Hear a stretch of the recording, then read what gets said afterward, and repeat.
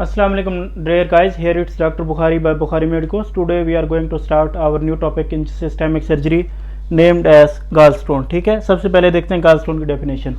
Stone in the gallbladder या फिर in extrahepatic biliary system is called as gallstone.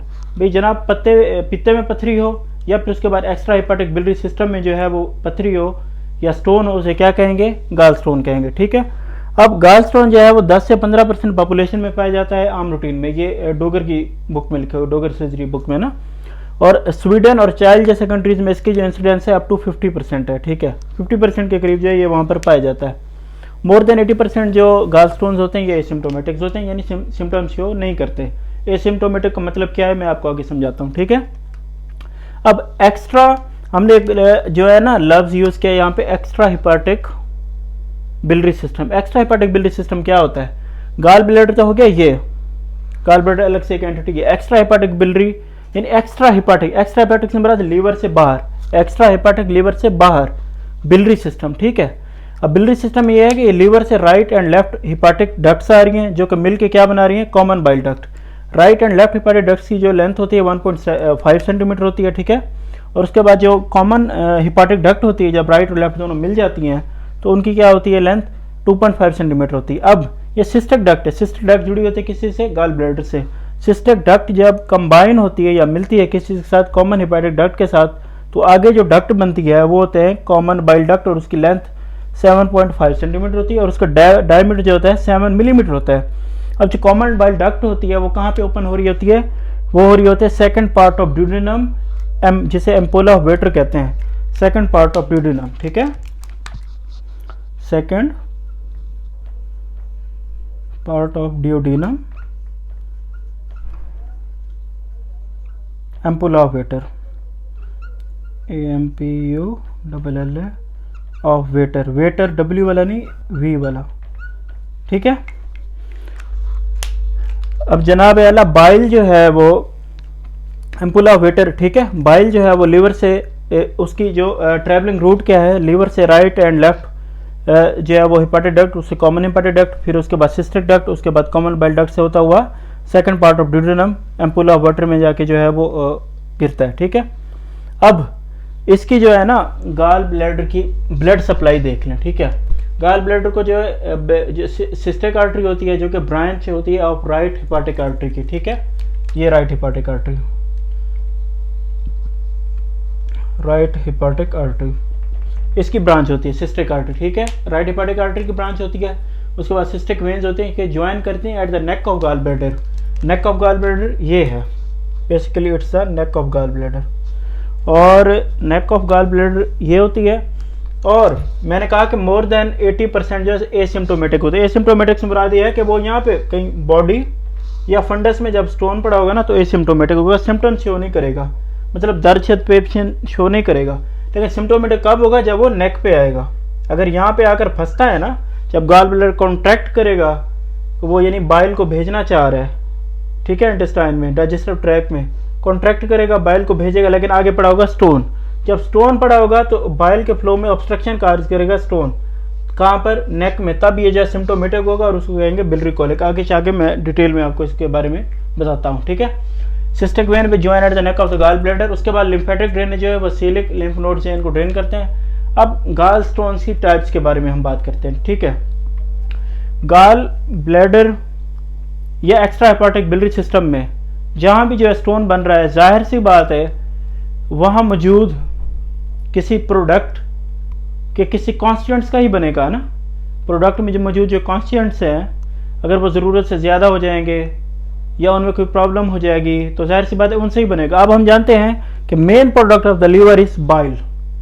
Main product क्या है liver का? बाइल है. ठीक है जनाब, अब बाइल के कॉन्स्टिट्यूएंट्स क्या क्या होते हैं? बाइल के जो कॉन्स्टिट्यूएंट्स होते हैं वो होते हैं, मैं आगे आपको जाकर बताता हूँ. बाइल के जो कॉन्स्टिट्यूएंट्स हैं वो होते हैं बाइल साल्ट्स. 67% बाइल साल्ट्स होते हैं. ठीक है, उसके बाद फास्फोलिपिड्स 22% होते हैं. प्रोटीन जो होते हैं 4.5% ये होती हैं. उसके बाद जो कोलेस्ट्रॉल होता है वो 4% होता है और बिलिरुबिन 0.3% होती है. अब ये जो तीन है ना, ये पहले वाले तीन, इनका कोई किरदार नहीं होता. मतलब किरदार से मुराद प्रोटीन का किरदार होता है, मैं आगे बताऊंगा, एज ए न्यूक्लियस एक्ट करती हैं. लेकिन स्टोन बनाने में ना इनका कोई अमल दखल नहीं होता। स्टोन किस चीज़ से बनता है? ये जो आगे वाले दो हिस्से हैं, कोलेस्ट्रॉल और बिलिरुबिन, ठीक है। अब जो टाइप्स हैं स्टोन की जो इन गॉल ब्लैडर में या एक्स्ट्रा बिलियरी हेपाटिक सिस्टम में बनती हैं, ठीक है, वो कोलेस्ट्रॉल स्टोन्स होते हैं जो कि 70 से 80% तक अकाउंट करते हैं जनाब। 70 to 80% कौन होते हैं? कोलेस्ट्रॉल स्टोन्स होते हैं, ठीक है। मतलब आप जो है वो इधर एक्स्ट्रा हिपाटिक बिलियरी सिस्टम में या गॉल ब्लैडर में अगर जो है 100 पेशेंट आपके पास हैं और 100 को 100 जो है वो उन्हें स्टोन हुआ है, जब आप अल्ट्रासाउंड करेंगे उसके बाद बायोप्सी के लिए भेजेंगे तो जनाब 70 to 80% लोगों में जो स्टोन मिलेगा वो हमें कौन सा मिलेगा? कोलेस्ट्रॉल स्टोन, ठीक है। उसके बाद 20 to 29% यानी 20 से 29% जो है वो जनाब पिगमेंट स्टोन्स होते हैं। और पिगमेंट कौन सा? स्पेशली बिलिरुबिन, जिसे हम ये इसे क्या कहते हैं कि कैल्शियम बिलिरुबिनेट कहते हैं। मैंने आपको बताया कि 4% जो है वो कोलेस्ट्रॉल होता है बाइल के अंदर, और उसके बाद जो बिलिरुबिन होती है वो 0.3% होती है। और जो 20 से 29% जो बनते हैं स्टोन वो कैल्शियम बिलिरुबिनेट के बनते हैं। उसके बाद मिक्स स्टोन होते हैं। मिक्स स्टोन यानी कि कोलेस्ट्रॉल और पिगमेंट स्टोन मिल के जो स्टोन बनाते हैं मिक्स स्टोन बनाते हैं। ये बहुत ही ज़्यादा रेयर होता है और इसकी जो है वो जनाब इंसिडेंस 1% होता है। उसके बाद अदर रेयर स्टोन जो including calcium phosphate and calcium carbonate, यानी कि 70 to 80% जो स्टोन होते हैं वो कोलेस्ट्रॉल स्टोन्स होते हैं, 20 to 29% पिगमेंट स्टोन्स होते हैं, और जो 1% होते हैं वो मिक्स स्टोन होते हैं या फिर दूसरे किस्म के स्टोन जिसे कैल्शियम कार्बोनेट, कैल्शियम फास्फेट वगैरह, ठीक है। अब जो अभी तक हमने पढ़ा है उसको रिवाइज कर लेते हैं। मैं आपको एक नज़र जो है ना रिवाइज करा लूँ। हमने कहा ये कि gall bladder formation of the stone in gall bladder या एक्स्ट्रा हेपाटिक बिलियरी सिस्टम क्या कहेंगे? उसे गॉल स्टोन कहेंगे, ठीक है। ये 10 से 15% पॉपुलेशन में पाया जाता है। कुछ स्पेशल कंट्रीज जैसे चाइल्ड और स्वीडन वगैरह हो गया, वहाँ पर इसका इंसिडेंस 50% है। और उसके बाद मोर देन 80% ये एसिम्प्टोमेटिक होते हैं, मतलब होते हैं स्टोन, पेशेंट के अंदर कोई सिम्टम नहीं आ रही होता, उसे कोई परेशानी नहीं होती, कोई रिस्ट्रिक्शन नहीं होती, उसे पेन नहीं हो रही थी, ठीक है। उसके बाद एक्स्ट्रा जो है वो हिपाटिक बिलियरी सिस्टम ये है कि लीवर है, लीवर से राइट और लेफ्ट जो है वो अपना डक्ट्स निकल रही हैं जो कि मिलके क्या बनाती है? Common hepatic duct. उसके बाद कॉमन हिपाटिक डक्ट जब सिस्टर डक्ट से मिलती हैं तो कॉमन बाइल डक्ट बनाती हैं। फिर कॉमन बाइल डक्ट जो second part of duodenum ampulla of में जाके ओपन होता है, ठीक है। और ये सारा जो रूट मैंने आपको बताया यहाँ बाइल ने फ्लो करना होता है, ठीक है। अब बाइल के जो है वो बाइल मैंने आपको बताया, ठीक है, फ्लो करता है। बाइल के कंपोनेंट्स क्या होते हैं? बाइल 5 चीज़ों का मिलकर बना होता है, ठीक है। 67% उसमें बाइल साल्ट्स होते हैं, ठीक है। 22% उसमें फास्फोलिपिड्स होते हैं, 4.5% उसमें जो है जनाब प्रोटीन्स होती हैं, कोलेस्ट्रॉल 4% होता है, 0.3% जो है वो बिलिरुबिन होती है, ठीक है। ये हो गया एक्स्ट्रा हिपाटिक बिलियरी सिस्टम, बाइल का फ्लो, बाइल के कंपोनेंट्स। अब जब इनमें बनना है स्टोन, ठीक है, चाहे वो इधर गॉल ब्लैडर में बन रहा है, ठीक है, चाहे वो बन रहा है जनाब इधर कॉमन बाइल डक्ट में बन रहा है। अब जो स्टोन बनेंगे, अगर स्टोन यहाँ बन गया है या यहाँ पे बन गया है, अब स्टोन की नेचर क्या होगी? 70 to 80% जो है वो कोलेस्ट्रॉल स्टोन बनेंगे, या फिर 20 to 29% यहाँ पे जो स्टोन बनेंगे वो कौन से होंगे? पिगमेंट स्टोन होंगे। 1% जो पिगमेंट स्टोन ये मिक्स स्टोन होंगे। यहाँ पर भी ऐसे ही 70 to 80% कोलेस्ट्रॉल स्टोन होंगे, 20 to 29% जो है वो कौन से स्टोन्स होंगे? वो पिगमेंट स्टोन्स होंगे, और पिगमेंट भी कौन सा? बिलिरुबिन, ठीक है। और उसके बाद मिक्स स्टोन जो है 1% के करीब यहाँ पर बनेंगे, ठीक है। आई होप सो ये क्लियर हो गया आपको। अब उसके बाद हम आएंगे कि जो हमने स्टोन बनाना है, फोकस शेयर कर ली, हाँ, जो स्टोन हमने बनाना है, ठीक है, कहाँ पे? गॉल ब्लैडर में, या फिर हमने बनाना है कॉमन बाइल डक्ट में, ठीक है। आपको बताता चलूँ गॉल ब्लैडर में जो स्टोन होता है उसे कोलीलिथियसिस कहते हैं, और जो कॉमन बाइल डक्ट में स्टोन होता है उसे कोलीडोकोलिथियसिस कहते हैं। अगर वो गॉल ब्लैडर में स्टोन है और वो एसिम्प्टोमेटिक है, फंडस के बॉडी में पड़ा हुआ है, तो उसे ना कोलीलिथियसिस कहा जाता है। और स्पेशली अगर वो नेक में आके ऑब्स्ट्रक्शन काज करता है तो उसे बिलियरी कोलिक कहते हैं, क्योंकि वहाँ पे वो पेन स्टार्ट कर देते हैं और सिम्प्टोमेटिक हो जाता है, ठीक है। अब एटियोलॉजीज एंड पैथोजेनेसिस, किस चीज़ की फॉर्मेशन ऑफ द स्टोन्स? मैंने आपको बताया कि 70 to 80% कोलेस्ट्रॉल होते हैं, 20 to 29% पिगमेंट स्टोन होते हैं, 1% मिक्स स्टोन होते हैं। बता दिया। अब ये बनते कैसे हैं? कोई बंदा आपके पास पेशेंट आया है, उसी में स्टोन्स मौजूद हैं, तो अगर आपसे पूछा जाए कि उसमें बने कैसे हैं, इसकी पैथोजेनेसिस क्या होगी, इसकी वजूहात क्या होंगी, तो वो आइए हम डिस्कस करने लगे हैं। एटियोलॉजीज एंड पैथोजेनेसिस, एटियोलॉजीज और पैथोजेनेसिस को हम साथ साथ ही डिस्कस करेंगे जनाब। अब हमने कहा कि 70 to 80% क्या होते हैं जनाब? कोलेस्ट्रॉल स्टोन्स होते हैं। 70 to 80% कोलेस्ट्रॉल स्टोन्स होते हैं। तो कोलेस्ट्रॉल स्टोन्स की जो है वो एटियोलॉजीज और पैथोजेनेसिस को डिस्कस करेंगे। हमने कहा कि 29% जो है वो कौन से होते हैं, पिगमेंट स्टोन्स होते हैं, या पिगमेंट का नाम क्या है, कैल्शियम, तो इसे कहते हैं कैल्शियम बिलोरुबिनेट। ठीक है, तो वो 1% जो रेयर होते हैं उनको डिस्कस करना इतना ज़रूरी नहीं है, और एग्जाम पॉइंट ऑफ व्यू से भी इतना नहीं पूछा जाता। ठीक है, अब कोलेस्ट्रॉल स्टोन कैसे बनते हैं, पहले इसको आइए हम डिस्कस करते हैं, फिर डिस्कस करेंगे पिगमेंट स्टोन कैसे बनते हैं। इनको बनाने के बाद रिस्क फैक्टर्स देखने के बाद फिर हम पैथोजेनेसिस पे आएंगे, पहले रिस्क फैक्टर्स और टियोलॉजीज पे। ठीक है, अब जो कोलेस्ट्रॉल स्टोन है 70 to 80% पॉपुलेशन में पाए जाते हैं, वो कैसे बनते हैं। इसमें जनाब कुछ रिस्क फैक्टर्स होते हैं। रिस्क फैक्टर क्या होते हैं, रिस्क फैक्टर ये होते हैं कि जनाब जैसे एस्ट्रोजन हो गया। ठीक है, अब ये एक जुमला लिखा है कि increase in estrogen decreases bile salts in bile. ठीक है, किसी फीमेल में, जाहिर सी बात है एस्ट्रोजन फीमेल में होती है, मेल में होती है फैट से थोड़ी बहुत आती है, लेकिन प्रोमिनेंट फीमेल्स में होती है। अगर एस्ट्रोजन का लेवल बढ़ रहा है जनाब, तो क्या होगा कि बाइल में मौजूद जो बाइल साल्ट्स है उनकी तादाद कम हो जाएगी। ठीक है, नॉर्मल एक इंसान में मैंने आपको बताया कि बाइल की परसेंटेज कितनी होती है, 67% होती है। अगर किसी फीमेल में जो है वो एस्ट्रोजन की मिकदार नॉर्मल से बढ़ रही है, एस्ट्रोजन जैसे बढ़ेगा, एस्ट्रोजन जैसे बढ़ेगा तो बाइल में मौजूद बाइल साल्ट्स की जो तादाद है वो कम हो जाएगी। ठीक है, बाइल में बाइल साल्ट जो हैं वो कम हो जाएंगे। अब बाइल साल्ट जैसे कम होंगे तो ये दूसरी चीज़ें ऑटोमेटिक बढ़ जाएंगी। इन दूसरी चीज़ें जब ऑटोमेटिक बढ़ेंगी तो जाहिर सी बात है उनमें कोलेस्ट्रॉल भी तो बढ़ेगा। अब जो दूसरी चीज़ें हैं उनमें सुपर सैचुरेट होने की पावर नहीं होती बिलिरुबिन को छोड़ के। ठीक है, लेकिन कोलेस्ट्रॉल में और बिलिरुबिन में जो है वो होती है सुपर सैचुरेट होने की पावर, क्योंकि अभी हम सिर्फ डिस्कस करें कोलेस्ट्रॉल स्टोन्स को, तो इसलिए कोलेस्ट्रॉल पे बात करूंगा। तो यहाँ पे कोलेस्ट्रॉल की तादाद भी बढ़ेगी, यानी 4 से ज़्यादा हो जाएगी, 5 हो जाएगी, 6 होगी, 7 हो जाएगी, 10 हो जाएगी। जैसे 10 होगी तो ये सुपर सैचुरेट होगा। ठीक है, सुपर सैचुरेट होने के बाद ये क्या करेगा, इसको हम यहाँ पे डिस्कस करते हैं। ठीक है, सबसे पहले ये देखें ना कि सुपर सैचुरेट होने से मुराद ये है कि अपनी नॉर्मल मिकदार से बढ़ जाएगा। ठीक है, अब increase in estrogen decreases in bile salts in bile. किसी इंसान में, फीमेल में अगर एस्ट्रोजन का लेवल बढ़ रहा है तो बाइल में मौजूद जो बाइल साल्ट्स हैं वो कम हो जाएंगे। अब एस्ट्रोजन कैसे बढ़ेगा किसी फीमेल में, ये इसको देखते हैं। ठीक है, increase in estrogen is related with the 4F हम जानते हैं कि 4F से मुराद होता है फीमेल, 40, फर्टाइल और फैट। ठीक है, फीमेल है, जाहिर सी बात है उसमें ओवरीज होंगी, ओवरीज। फर्टाइल एज है, फर्टाइल से मुराद जो है वो रिप्रोडक्टिव एज है। ठीक है, रिप्रोडक्टिव एज से मुराद यह है कि ओवरीज से एस्ट्रोजन आ रहा है। ठीक हो गया, उसके बाद 40 है यानी उसकी एज ज़्यादा हो चुकी है। फैट से मुराद, फैट से भी एस्ट्रोजन आता है, एक वहाँ से ओवरी से आ रहा है, दूसरे नंबर पे फैट से आ रहा है। ठीक है, ठीक है, उसके बाद ये हो गया एस्ट्रोजन, इसमें ज़्यादा अमाउंट में। ठीक है, estrogen from the ovaries and additional from the fat, ये 2 जगहों से आ गया एस्ट्रोजन। उसके बाद अगर वो एस्ट्रोजन ले रही है as a OCPs, oral contraceptive pills, तो ये 3 सोर्सेज हो गए। और अगर आफ्टर वो यूज़ कर रही है estrogen as hormone replacement therapy after the menopause, अगर किसी औरत में मेनोपाज आ चुका है फिर वो हार्मोन रिप्लेसमेंट थेरापी के तौर पर एस्ट्रोजन ले रही है। यानी एक तो फीमेल, 40, फर्टाइल, फैट। ठीक है, ये रिस्क फैक्टर हो गया, यानी उसकी ओवरी से आ रहा है, उसके फैट से आ रहा है, बहुत ज़्यादा ओबीज है वो।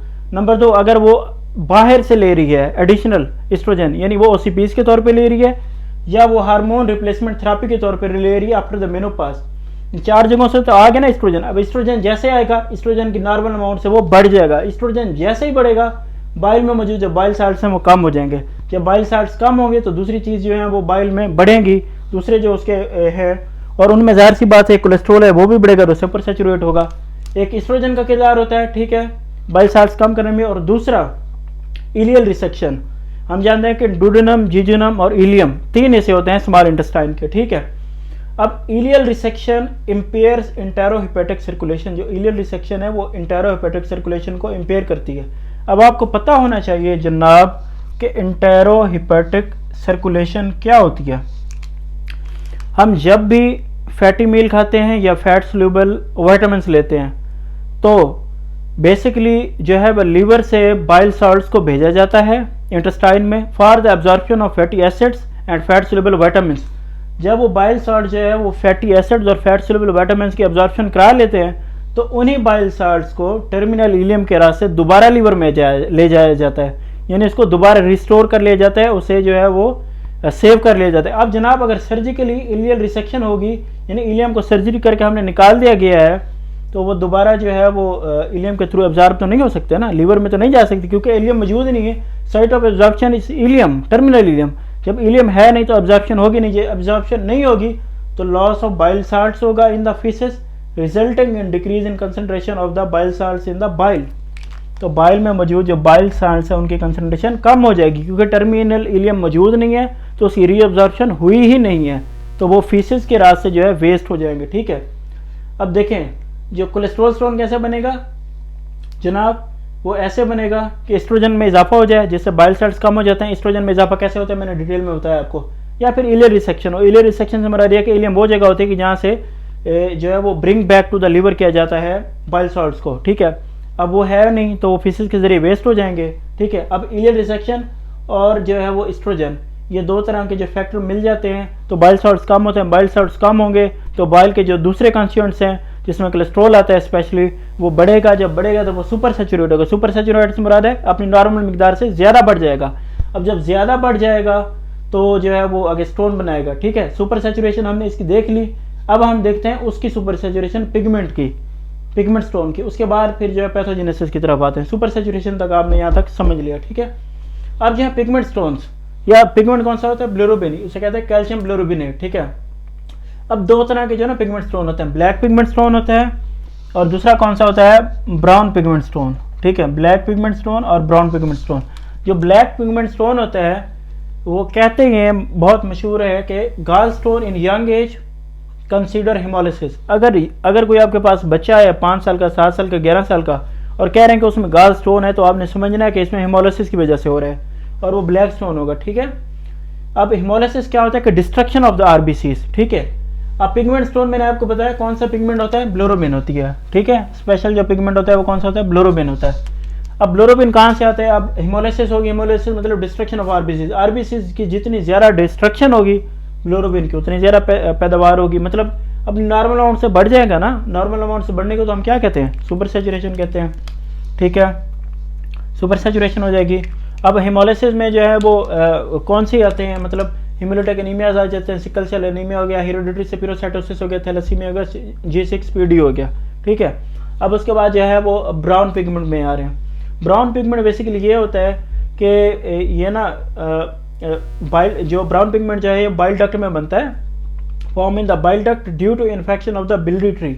ये सारा जो है वो बिलियरी ट्री है, ये जो मैंने आपको बताया बिलियरी ट्री है। इसमें कहीं इन्फेक्शन हो जाता है, उस इन्फेक्शन की वजह से जो है वो पिगमेंट जो ना ब्राउन पिगमेंट का स्टोन बनता है। And this is caused by the gram negative bacteria जैसे क्लेब्सिएला हो गया, ब्रेक्टराइड्स हो गया, फ्लैजिलस एंड इकोलाई वगैरह। अब ये करते क्या है बेसिकली, जो ग्राम नेगेटिव बैक्टीरिया होते हैं ये एक तरह का ना एंजाइम रिलीज करते हैं जिसका क्या नाम है, बीटा ग्लूकोरोनिडीज। ठीक है, एंजाइम इन द बाइल में ये रिलीज कर देते हैं बीटा ग्लूकोरोनिडीज। ठीक है, तो ये जो है ना एंजाइम रिलीज कर देते हैं बाइल में। अब बाइल में मौजूद ये क्या करता है कि जो कॉन्जुगेटेड ब्लोरोबिन होती है उसको अनकॉन्जुगेटेड में चेंज कर देते हैं। अब जो अनकॉन्जुगेटेड ब्लोरोबिन होती है वो फिर जो सैचुरेट होकर क्या बना देती है, स्टोन बना देती है। ठीक है, अब हमने जनाब कोलेस्ट्रॉल स्टोन के हवाले से है जो कोलेस्ट्रॉल की सुपर सैचुरेशन करवाई एस्ट्रोजन में इजाफा करके और इलियर रिसेक्शन करके, या फिर हमने जो है बच्चों में जो है जनाब वो हिमोलिसिस करवा के हमने जो है वो ब्लोरोबिन की तादाद में इजाफा किया, या ब्राउन पिगमेंट के हवाले से हमने क्या है कि इन्फेक्शन करवाया ग्राम नेगेटिव बैक्टीरिया के थ्रू किस में, बिलियरी ट्री में, और उसके बाद जो है हमने उसको स्टोन बना दिया, सुपर सैचुरेशन होगी। अब सुपर सैचुरेशन होने के बाद हमें चाहिए होते हैं 3 स्टेप्स। सुपर सैचुरेशन से मुराद कोलेस्ट्रॉल का या ब्लोरोबिन का अपना नॉर्मल मिकदार से बढ़ जाना। ये मैंने बताया कि बाइल के जो कंपोनेंट्स होते हैं 4% जो है कोलेस्ट्रॉल होता है और जो बिलोरोबिन होती है 0.3% होती है। सुपर सैचुरेशन से मुराद है कि ये 4 से 5, 6, 7 या 8 हो जाए, ये 0.3 से 0.4, 0.5, 0.6 या 1 या 2 या 3 हो जाए। ठीक है, अब सुपर सैचुरेशन होने के बाद जनाब increase in concentration of the constituents of the bile. कौन से, कोलेस्ट्रॉल या बिलोरोबिन, यहाँ पे कोलेस्ट्रॉल वहाँ पे बिलोरोबिन, इनमें इजाफे के बाद हमें क्या चाहिए होती है, न्यूक्लिएशन होती है। निडस या nucleus is provided by the mucoproteins. ठीक है, अब मैंने आपको बताया कि यहाँ पर जनाब 4.5% क्या मौजूद होती हैं, प्रोटीन होती हैं बाइल के अंदर। 4.5% जो है वो प्रोटीन्स पाई जाती हैं। अब ये जो एक्ट करती हैं एज ए न्यूक्लियस। ठीक है, न्यूक्लियस को निडस भी कहते हैं, निडस और nucleus is provided by the proteins. और उसके बाद क्या होती है, एक्रीशन होती है। accumulation of the crystals of the cholesterol and bilirubin over the nucleus for the formation of stone is called as accretion। अब accretion को मैं आप ऐसे समझाऊँ मैं आपको,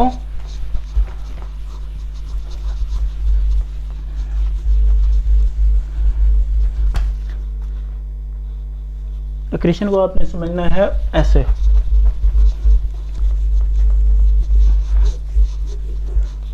फॉर एग्जाम्पल ये था बाइल, ठीक है, 4.4% जो इसमें कोलेस्ट्रॉल था। 4% कोलेस्ट्रॉल होने के बाद इसमें जो है वो 0.3% जो है वो क्या थी, बिलिरुबिन। इनकी हुई सुपर सैचुरेशन दोनों की। अब कोलेस्ट्रॉल की सुपर सैचुरेशन हो सकती है कि एस्ट्रोजन में इजाफे से या इलियल रिसेक्शन की वजह से। बिलिरुबिन की जो सुपर सैचुरेशन हो सकती है वो हिमोलिसिस की वजह से या बिलियरी ट्री के इन्फेक्शन की वजह से, ब्लैक और ब्राउन पिगमेंट स्टोन के हवाले से, ठीक है। अब सुपर सैचुरेशन होगी कोलेस्ट्रॉल की या फिर बिलिरुबिन की, ठीक है। 70 to 80% कोलेस्ट्रॉल और 20 to 29% जो है ये होता है। अब इनकी सुपर सैचुरेशन होने के बाद हुआ ये कि एक न्यूक्लियस होता है। फॉर एग्जांपल ये है एक न्यूक्लियस, फॉर एग्जांपल ये जो मैंने स्टार बनाया। अब इस न्यूक्लियस को क्या कहते हैं, अब इनकी जब सुपर सैचुरेशन होगी ना, तो ये सुपर सैचुरेशन के बाद ये 0.4% से बढ़कर फॉर एग्जांपल 8% हो गया। अब ये 0.3 से बढ़ के 0.8 हो गई या 0.9 होगी। अब ये बढ़ेंगे तो इनके बन जाएंगे क्रिस्टल्स, ठीक है। अब ये एक है न्यूक्लियस, ठीक है, इसे जो है न्यूक्लियस कहते हैं या निडस भी कहते हैं। और न्यूक्लियस या निडस बेसिकली होता क्या है, ये यही प्रोटीन्स हैं जो कि बाइल के कॉन्स्टिट्यूएंट्स होते हैं, ये 4.5%, ठीक है। अब इसके ऊपर जनाब ये जो है क्रिस्टल्स, ये हमारा होगा कोलेस्ट्रॉल। अगर कोलेस्ट्रॉल स्टोन है या फिर अगर वो दूसरा स्टोन है, पिगमेंट स्टोन है, तो उसके क्रिस्टल्स ये हैं। इसके ऊपर ये इकट्ठे हो गए। इस प्रोसेस को क्या कहते हैं जनाब, एक्रीशन। और ये क्या हो गया, स्टोन हो गया। accumulation या collection of the crystals of the cholesterol and pigment over the nucleus or nidus for the formation of stone is known as, क्या कहते हैं, accretion कहते हैं। अब ये जब मिल जाएंगे सारी चीज़ें तो एक इस तरह का स्ट्रक्चर बन जाएगा जिसे हम क्या कहते हैं, स्टोन कहते हैं। तो हमने जो पढ़ा है मैं उसको एक दफ़ा शॉर्ट वर्ड्स में ना रिव्यू कर दूं। Formation of stone in the gall bladder या एक्स्ट्रा हिपैटिक बिलियरी सिस्टम, उसे क्या कहते हैं कि गाल स्टोन कहते हैं। 10 से 15% पॉपुलेशन में पाए जाते हैं नॉर्मली। कुछ कंट्रीज जैसे स्वीडन या चाइना के उनमें अप टू 50% होते हैं, मोर देन 80% एसिम्प्टोमेटिक होते हैं, ठीक है। अब एक्स्ट्रा जो हिपैटिक बिलियरी सिस्टम ये होता है कि लीवर है, लीवर से राइट एंड लेफ्ट जो है वो हिपैटिक डक्ट्स आ रही हैं। जब right and left hepatic ducts मिलेंगे तो कॉमन हिपैटिक डक्ट बनेगी, ठीक है। उसके बाद जब कॉमन हिपैटिक डक्ट मिल रही है सिस्टिक डक्ट के जरिए तो उसे सीबीडी कहेंगे, कॉमन बाइल डक्ट। अब कॉमन बाइल डक्ट जो ओपन हो रही होती है कहाँ पे, second part of duodenum at the point Imphal of waiter हो गया, ठीक है। अब स्टोन अगर जो है वो बन रहा है किस चीज़ में, गाल ब्लैडर में, तो उसे कोलीलिथियसिस कहेंगे। और जनाब आली अगर वो बन रहा है कॉमन बाइल डक्ट में तो उसे कोलीडोकोलिथियसिस कहेंगे। गाल ब्लैडर की जो ब्लड सप्लाई है, सिस्टिक आर्टरी हो गया, सिस्टिक वेन हो गया विच जॉइंस एट द नेक। और उसके बाद जो है वो सीलियक जो लिम्फ नोड्स होते हैं, उसके टाइप्स ऑफ गाल ब्लैडर गाल स्टोन्स कौन से होते हैं कि 70 to 80% जो कोलेस्ट्रॉल स्टोन्स होते हैं। पिगमेंट स्टोन जो होते हैं वो 20 to 29%, 1% जनाब आला मिक्स स्टोन होते हैं। और कुछ रेयर टाइप के कैल्शियम फॉस्फेट और कैल्शियम कार्बोनेट टाइप के, ठीक है।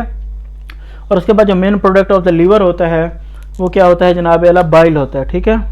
बाइल लीवर का प्रोडक्ट होता है। अब बाइल में जो 67% बाइल साल्ट्स पाए जाते हैं, 22% फास्फोलिपिड्स होते हैं, 4.5% प्रोटीन्स होती हैं, 4% जो कोलेस्ट्रॉल होते हैं, 0.3% जो है वो जनाब वाला बिलिरुबिन होती है उसमें, ठीक है।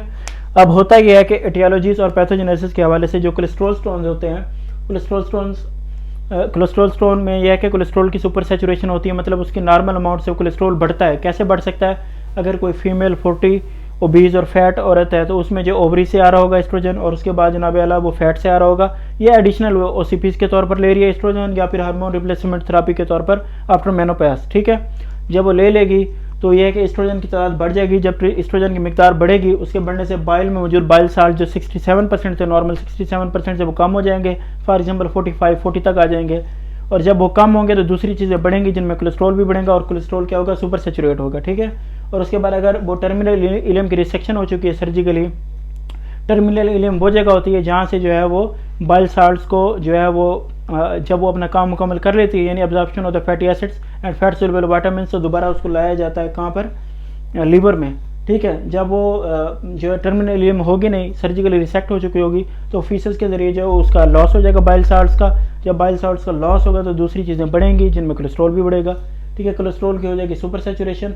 अब दूसरा जो है वो पिगमेंट स्टोन्स जो कि 20 to 29% होती हैं, 29% होती है। उसमें यह है कि दो तरह के होते हैं, ब्लैक पिगमेंट स्टोन्स हो गए और ब्राउन पिगमेंट स्टोन्स। जो ब्लैक पिगमेंट स्टोन्स होते हैं वो ज़्यादातर हेमोलिसिस की वजह से होते हैं, और हेमोलिसिस क्या होती है कि डिस्ट्रक्शन ऑफ द आरबीसीज की डिस्ट्रक्शन जितनी ज़्यादा होगी, मतलब उतनी ज़्यादा बिलिरुबिन बनेगी, और आरबीसीज की जो डिस्ट्रक्शन है वो ज़्यादातर हेमोलिटिक एनीमियाज के साथ जो है वो जुड़ी होती है, जैसे कि हेरिडिटरी सेफिरोसाइटोसिस हो गया, हेमोलिटिक एनीमिया हो गया, सिकल सेल एनीमिया हो गया, थैलेसीमिया, G6PD हो गया, ठीक है। उसके बाद जो ब्राउन पिगमेंट होता है बेसिकली इसमें ये होता है कि बिलियरी ट्री का जो है वो इन्फेक्शन हो जाता है, स्टोन्स का इन्फेक्शन हो जाता है। इन्फेक्शन कौन करते हैं, ग्राम नेगेटिव बैक्टीरिया जैसे इकोलाई, क्लेब्सियला, सूडोमोनास और बैक्टीरियोडीज वगैरह। ये एक ऐसा एंजाइम रिलीज करते हैं जिसका नाम होता है ग्लूकोरोनिडेज, ठीक है। ये बाइल सॉल्ट्स ये बाइल में रिलीज कर देते हैं, जो कि अनकॉन्जुगेटेड बिलिरुबिन को अनकॉन्जुगेटेड में चेंज कर देता है, और वहाँ से वो सुपर सैचुरेट हो जाती है। और सुपर सैचुरेशन अब बिलिरुबिन की भी होगी, कोलेस्ट्रॉल की भी होगी। सुपर सैचुरेशन क्या होती है कि increase in the constituents of the bile, किसी चीज़ का नॉर्मल मिकदार से ज़्यादा बढ़ जाना, यहाँ से मुराद है कोलेस्ट्रॉल का और बिलिरुबिन का नॉर्मल मिकदार से ज़्यादा बढ़ जाना। जब वो ज़्यादा बढ़ जाएंगी तो वो एक न्यूक्लियस के इर्द गिर्द इकट्ठे हो जाएंगी, और वो न्यूक्लियस कौन प्रोवाइड करता है, म्यूकोप्रोटीन्स। प्रोटीन्स वही होती हैं जो 4.5% हमारे बाइल में नॉर्मली मौजूद होती हैं, ठीक है। उसके गिर्द जो इकट्ठी हो जाएंगी। अब जो accumulation of the crystal of the cholesterol or bilirubin over the nucleus for the formation of the stone is called as accretion। accretion ये होता है कि जो म्यूकोप्रोटीन्स होते हैं 4.5% उसके इर्द गिर्द बिलिरुबिन के और कोलेस्ट्रॉल के क्रिस्टल जो इकट्ठे हो जाएंगे, इकट्ठे हो गए कम्पैक्ट चीज़ बना देंगे, जिसे हम क्या कहते हैं कि बाइल स्टोन कहते हैं। Thank you. Now we are going to start complication of the gall stones. पहले मैंने आपको 23-24 मिनट में ये बताया कि गाल स्टोन होता क्या है, बनता कैसे है, ठीक है। अब गाल स्टोन बन गया है, चाहे वो कोलेस्ट्रॉल का है, चाहे पिगमेंट है, चाहे मिक्स है, वो आगे जाके करेगा क्या, हरकतें क्या क्या करनी है, उसकी कॉम्प्लिकेशंस क्या होंगी, ठीक है। अब जनाब अल्लाह कोलीलिथियसिस एंड कोलिडोकोलिथियसिस, पहले तो मैंने आपको ये बताना है, ठीक है। इसके जो पार्ट्स होते हैं ना, ये मैंने आपको बताया था कि बॉडी हो गई, उसके बाद जनाब फंडस होगी, नेक होगी, फंडस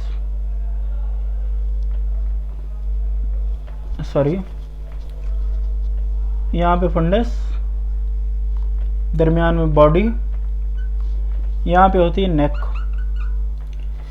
अब जनाब अगर स्टोन होगा यहाँ पे गॉल ब्लैडर में, स्टोन इन गॉल ब्लैडर क्या कहते हैं, कोलीलिथियसिस। और अगर यहाँ कहीं ये है, इसे कहते हैं कि CBD कॉमन बाइल डक्ट, इस जगह पे कहीं अगर स्टोन होगा तो उसे कहेंगे कोलिडोकोलिथियसिस, ठीक है। Stone in the common bile duct is known as choledocholithiasis. अब जनाब यहाँ पे जो ये फंडस है,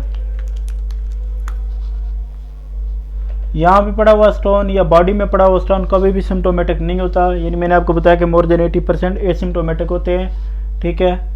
तो यहाँ पे जो है, लेकिन सिम्टोमेटिक कब होता है, जहाँ पर वो यहाँ पर आगे फंसता है नेक में, नेक पे जैसे फंसेगा ऑब्स्ट्रक्शन काज करेगा, बाइल यहाँ से जाहिर सी बात इसने इधर आना है, बाइल के फ्लो में ऑब्स्ट्रक्शन होगी तो यहाँ पे जो है वो फिर पेन होगा, इसे कहते हैं सिम्टोमेटिक। जब सिम्टोमेटिक होगा, पेन काज करेगा, तो उसे क्या कहेंगे, बिलरी कोलिक। बिलरी कोलिक, कोलिक का टर्म उस वक्त यूज़ करेंगे जब पेन स्टार्ट होगी। तो यहाँ देखते हैं सिम्टोमेटिक जो होते हैं वो तकरीबन कोई मोर देन 80% जो होते हैं एसिम्टोमेटिक होते हैं, जो कि बॉडी या फंडस में पड़े होते हैं, ठीक है, बॉडी या फंडस में होते हैं। उसके बाद जनाब जो लेस देन 20% होते हैं वो सिम्टोमेटिक होते हैं, और ये कहाँ पे फंसते हैं, नेक में। और नेक में फंसने के बाद इसे क्या कहते हैं कि बिलरी कोलिक की टर्म दिया जाता है, बिलरी कोलिक, ठीक है। अब जब ये नेक में फंसेगा, जाहिर सी बात है जहाँ ऑब्स्ट्रक्शन होगी तो वहाँ पे क्या होगी, स्टेसिस होगी। जहाँ पे स्टेसिस होगी वहाँ पे एबनॉर्मल फ्लोरा की जो है वो ग्रोथ होगी। जब ग्रोथ होगी तो वो पेनिट्रेट करेंगे, पेनिट्रेट करने के बाद क्या होगी कि इन्फ्लेमेशन होगी। तो inflammation of the gall bladder is known as acute cholecystitis.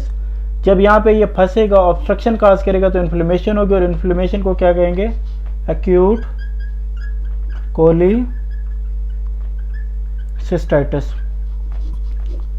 ये देखें आप, inflammation of the gall bladder is known as acute cholecystitis. ठीक है, अब जब ये गॉल ब्लैडर जो है वो उसकी इन्फ्लेमेशन हो चुकी है, इसे एक्यूट कोलिसिस्टाइटिस कहेंगे। जब ये इन्फ्लेम होगा तो इन्फ्लेमेशन के बाद हो सकता है ये फट जाए, रप्चर हो जाए, परफोरेट हो जाए। जब इसकी परफोरेशन होगी तो उस चीज़ को क्या कहेंगे, इसकी दूसरी एक्यूट कोलिसिस्टाइटिस के बाद दूसरी इसकी जो कॉम्प्लिकेशन होगी उसे क्या कहेंगे, परफोरेशन कहेंगे। अब जब परफोरेशन होगा या फटेगा तो यहाँ से निकलेगी क्या चीज़, बाइल। जब बाइल पूरे पेरिटोनियम में फैलेगा तो उसे क्या कहेंगे, केमिकल पेरिटोनाइटिस। Chemical peritonitis. जो केमिकल पेरिटोनाइटिस होती है ये तकरीबन 100% मोर्टेलिटी रेट होता है इसका, बहुत ज़्यादा जो है ये फैटल होती है। इसलिए कहा जाता है कि एक्यूट कोलिसिस्टाइटिस के केस में आपने अर्जेंट जो है वो कोलिसिस्टेक्टमी करनी है, अर्जेंट। जैसे एक्यूट अपेंडिसाइटिस में फ़ौरन ही ऑपरेट किया जाता है, ऐसे एक्यूट कोलिसिस्टाइटिस के केस में भी आपने, यानी जब इन्फ्लेमेशन हो चुकी हो फौरी आपने ऑपरेट कर देना, क्योंकि चांस होता है परफोरेशन का। अगर परफोरेट हो जाए तो केमिकल पेरिटोनाइटिस होती है, पेरिटोनाइटिस होता है इन्फ्लेमेशन ऑफ द पेरिटोनियम, और ये होते हैं केमिकल, क्योंकि ये बाइल होता है, इस वजह से 100% मोर्टेलिटी रेट होता है, मोर्टेलिटी रेट, इसलिए बहुत ज़्यादा खतरनाक होता है। ठीक है, एक तो एक्यूट कोलिसिस्टाइटिस, इसकी इन्फ्लेमेशन होगी, इसे क्या कहेंगे, एक्यूट कोलिसिस्टाइटिस। उसके बाद परफोरेशन हो सकती है, परफोरेशन के बाद जनाब यार उसे क्या कहेंगे, केमिकल पेरिटोनाइटिस कहेंगे। अब दूसरी जो और जो बात हो सकती है वो यहाँ पे क्या होता है कि पस बन सकता है, जिसे हम इन्फेक्शन होगा बैक्टीरिया का तो इम्पायमा कहेंगे, EMPYEMA। इम्पायमा क्या होता है, एब्सेस या पस इन गॉल ब्लैडर, एब्सेस बन सकती है। उसके बाद म्यूकोसील हो सकता है, MUCO, म्यूकोसील। म्यूकोसील होता है कि collection of the inflammatory mucus. ठीक है, यहाँ पे इन्फ्लेमेटरी म्यूकस की कलेक्शन हो जाएगी, कलेक्शन ऑफ इन्फ्लेमेटरी म्यूकस।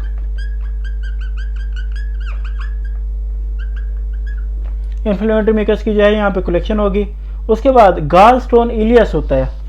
अब गाल स्टोन इलियस जो है वो जनाब नाम ही बता रहा है कि गाल स्टोन कहाँ जाकर फंस जाएगा, इलियम के अंदर। इलियम क्या होता है, third part of the small intestine, duodenum पहला, जुजिनम दूसरा, और इलियम जो है वो तीसरा होता है। डुडेनम, जुजिनम और इलियम। ठीक है, तो यहाँ से आए एक्यूट कोलिसिस्टाइटिस होगा इसकी एक कॉम्प्लिकेशन में, जैसे कि मैंने आपको बताया।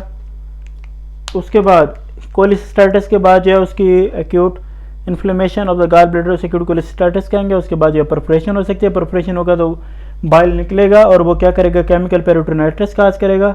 100% इसकी मोर्टेलिटी रेट होती है। ठीक है, मोर्टेलिटी रेट। और उसके बाद जनाब जो है वो empyema abscess in the gall bladder होगा। उसके बाद म्यूकोसिल जो है वो इन्फ्लेमेटरी म्यूकस की कलेक्शन हो जाती है।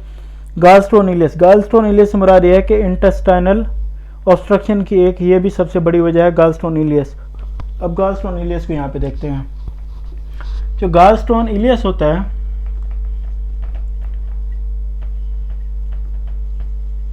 बेसिकली इसका मतलब क्या है कि गालस्टोन इलियम में जाके फंस जाएगा। अगर आपका ये ख्याल है कि गालस्टोन जनाब आला यहाँ से सिस्टर डक्ट से होता हुआ, ठीक है, गॉल ब्लैडर से होता हुआ, नेक से होता हुआ सिस्टर डक्ट और वहाँ से होता हुआ CBD और CVT से होता हुआ सेकंड पार्ट ऑफ ड्यूडेनम इम्पेला और वेटर को क्रॉस करके वहाँ पे फिर जो जुजिनम और फिर इलियम में जाके फंस जाएगा, तो ये आपका ख्याल गलत है। बल्कि होता ये है कि बाज़ों का जो है वो इन्फ्लेमेशन होती है गॉल ब्लैडर की, हाई लेवल की। इन्फ्लेमेशन होने के बाद जो है, फॉर एग्जांपल यहाँ पे हमारी जो है वो इलियम है और यहाँ पे हमारा जो है वो गॉल ब्लैडर है, तो इलियम और गॉल ब्लैडर के दरमियान क्या होता है कि फिस्चुला की फॉर्मेशन हो जाती है, फिस्चुला। अब फिस्यूला क्या होता है कि abnormal connection between two epithelium, abnormal connection between two epithelium, दो एपिथेलियम के अंदर जो एबनॉर्मल कनेक्शन होता है उसे जो है वो फिस्यूला कहा जाता है। इलियम और गाल ब्लैडर के दरमियान फिस्यूला बनता है और यहाँ से डायरेक्ट स्टोन मूव कर जाता है यहाँ पे इलियम में, और यहाँ पे जाके इंटेस्टाइनल ऑब्स्ट्रक्शन काज करता है। तो इंशाल्लाह नेक्स्ट जो हमारा टॉपिक होगा इंटेस्टाइनल ऑब्स्ट्रक्शन होगा, उसमें हम पढ़ेंगे कि इंटेस्टाइनल ऑब्स्ट्रक्शन की एक वजह होती है गालस्टोन इलियस भी होता है। तो जनाब ये हो गया गालस्टोन इलियस, ठीक है। अब जो एक्यूट कोलिसिस्टेटिस है, अगर ये 2 हफ्ते से ऊपर चली जाए तो उसे क्या कहते हैं, क्रोनिक कोलिसिस्टेटिस, ठीक है। एक्यूट कोलिसिस्टेटिस में जो है इन्फ्लेमेशन होगी, परफोरेशन होगी, एम्पाइमा होगा, म्यूकोसील होगा, गालस्टोन इलियस होगा, और उसमें जो है वो गाल ब्लैडर के दरमियान और इलियम के दरमियान फिस्यूला बन जाएगा। ये एबनॉर्मल कम्युनिकेशन होती है बिटवीन द टू एपिथेलियम्स। अब क्रोनिक एक्यूट कोलिसिस्टेटिस के बाद जनाब क्या बन जाता है, chronic cholecystitis, chronic inflammation of the gall bladder. और क्रोनिक जो कोलिसिस्टेटिस होती है, कोई भी क्रोनिक लॉन्ग स्टैंडिंग इन्फ्लेमेशन होगी वो रिस्क फैक्टर कैरी करती है मैलिग्नेंसी का, कैंसर का। तो ये क्या काज कर सकती है, cancer of the gall bladder, ठीक है। इससे cancer of the gall bladder भी हो सकता है, ठीक है। ये तो हमने देख लिया कोलिलिथियसिस यानी स्टोन इन गाल ब्लैडर की कॉम्प्लिकेशंस। अब हम देखेंगे stone in common bile duct की कॉम्प्लिकेशंस, ठीक है। उसे कहते हैं कोलिडोकोलिथियसिस, स्टोन इन द सीबीडी। ये है जनाब सीबीडी, मैंने आपको बताया था कि इसकी लेंथ 7.5 सेंटीमीटर और डायमीटर 7 mm है, डायमीटर और ये लेंथ हो गया। अच्छा, अब अगर इस एरिया में कहीं स्टोन बन जाए कॉमन बाइल डक्ट में तो उसे क्या कहेंगे, कोलिडोकोलिथियसिस, कोलिडोकोलिथियसिस, ठीक है। अब कोलिडोकोलिथियसिस में ये है कि जनाब इसकी कॉम्प्लिकेशंस क्या होंगी। इसकी पहली जो कॉम्प्लिकेशन है वो है ऑब्स्ट्रक्टिव जॉन्डिस, ठीक है। क्या है, ऑब्स्ट्रक्टिव जॉन्डिस। जनाब अब ऑब्स्ट्रक्टिव जॉन्डिस क्या होता है, अब ये है यहाँ पे कॉमन बाइल डक्ट में स्टोन फंस गया, ठीक है। इसे क्या कहेंगे, कोलिडोकोलिथियसिस, और इसका पहला जो फीचर है वो है ऑब्स्ट्रक्टिव जॉन्डिस। अब देखें मैंने आपको पिछले इसमें बताया 10-15 मिनट में कि main product of the liver is bile, यहाँ से बनता है। स्टोर कहाँ होता है, गाल ब्लैडर में। रिजर्वायर जो है ये 30 to 80 ml इसकी क्या होती है, स्टोरेज कैपेसिटी होती है। अब जनाब अगर स्टोन है गाल ब्लैडर में, ठीक है, बॉडी में पड़ा है, फंडस में पड़ा है या यहाँ पड़ा है, तो बाइल के फ्लो में तो कोई प्रॉब्लम नहीं आ रहा ना। अगर लीवर से आ रहा है तो right and left hepatic ducts, common hepatic duct, common bile duct के जरिए होता हुआ वो second part of duodenum ampulla Vater में जा रहा है। तो यहाँ पर जो है वो ऑब्स्ट्रक्शन के चांसेस, मतलब जो ऑब्स्ट्रक्टिव जॉन्डिस के फीचर नहीं आएंगे। लेकिन अगर कॉमन बाइल डक्ट में जो है वो यहाँ पे मसला नहीं है कोई, हर चीज़ ओके है, ठीक है, ठीक है। यहाँ से बाइल जो है वो ट्रैवल करता हुआ आ रहा है ऐसे, लेकिन यहाँ पे स्टोन आके फंस गया तो ये वापस जाएगा बाइल, जब वापस जाएगा तो लीवर में जाएगा, पुल बैक होगा। अब लीवर के रास्ते वो फिर जाएगा ब्लड में। अब जब ब्लड में बाइल जाएगा तो हम जानते हैं कि बाइल का जो कॉन्स्टिट्यूएंट्स है वो क्या थे, मैं आपको बता दूं, यहाँ पे एक दफ़ा फिर से याद दिला दूं। बाइल कॉन्स्टिट्यूएंट्स 67% बाइल साल्ट्स हो गए, और उसके बाद कोलेस्ट्रॉल जो है वो कितना था, 4% था। प्रोटीन्स कितनी थी, 4.5% थी। बिलिरुबिन कितना था, 0.3% था। फॉस्फोलिपिड जो है वो 22% थे, 22%, ठीक है। अब बाइल यहाँ से गाल ब्लैडर से और लीवर से आ रहा था, ठीक है, लेकिन कॉमन बाइल डक्ट से आगे उसने जाना था एम्पुला बेटर में। यहाँ पे बन गया स्टोन, ये स्टोन रहा। जब स्टोन बनेगा तो बाइल आगे जा नहीं सकेगा, बाइल जाएगा पुल बैक करेगा लीवर में, अब लीवर से जाएगा ब्लड में। जनाब जब वो ब्लड में जाएगा तो हम जानते हैं कि बाइल के कॉन्स्टिट्यूएंट्स क्या हैं। बाइल का एक जो कॉन्स्टिट्यूएंट्स है वो है बिलिरुबिन, क्या है, बिलिरुबिन, ये 0.3%। अब बिलिरुबिन जैसे ही जाएगा तो वो क्या काज करेगा, वो जॉन्डिस काज करेगा बॉडी में, हमें जॉन्डिस का फीचर मिलेगा जब ब्लड में जाएगा। उसके बाद हम जानते हैं कि 67% क्या होते हैं, बाइल साल्ट्स होते हैं। अब बाइल साल्ट्स जैसे ही ब्लड में जाएंगे तो क्या काज करेंगे, प्रूराइटिस का फीचर देंगे। अब हम जानते हैं कि 4% क्या होता है, कोलेस्ट्रॉल होता है। कोलेस्ट्रॉल जैसे ब्लड में जाएगा, deposition of cholesterol over the skin will gives as fatty lumps, जिसे ज़ैंथोमा कहते हैं। ठीक है, फैटी लम्प्स जिसे ज़ैंथोमा, XANTHOM में ज़ैंथोमा का फीचर देंगे। और क्ले कलर स्टूल, हम जानते हैं कि जो स्टूल्स का कलर होता है वो बिलिरुबिन की वजह से होता है। अब जब बिलिरुबिन जो है तो जनाब आला इंटेस्टाइन में नहीं आएगी और उससे आगे जो लार्ज इंटेस्टाइन में नहीं आएगी, रेक्टम कोलोन वगैरह में नहीं आएगी, यानी वो स्टूल के साथ मिक्स नहीं होगी बिलिरुबिन। जब स्टूल के साथ मिक्स नहीं होगी तो stool will be deprive of bilirubin. Deprive of मतलब वो नहीं होगी, मतलब उससे जो है ताल्लुक कता होगा। Stool deprived of bilirubin,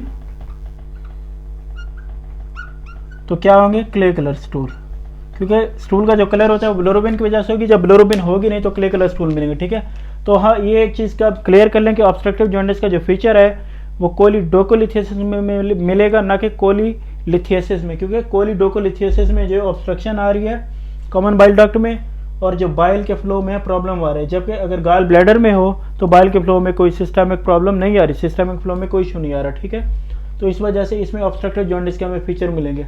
obstructive jaundice एक ऐसा फीचर है जो कि हमें बताता है कि मसला कॉमन बाइल डक्ट में है, ना कि गाल ब्लैडर में। ठीक है, और उसके बाद जो दूसरी कॉम्प्लिकेशन है कोलीडोकोलिथियासिस की, वो है एक्यूट पेंक्रियाटाइटिस, यानी inflammation, acute inflammation of the pancreas is known as acute pancreatitis.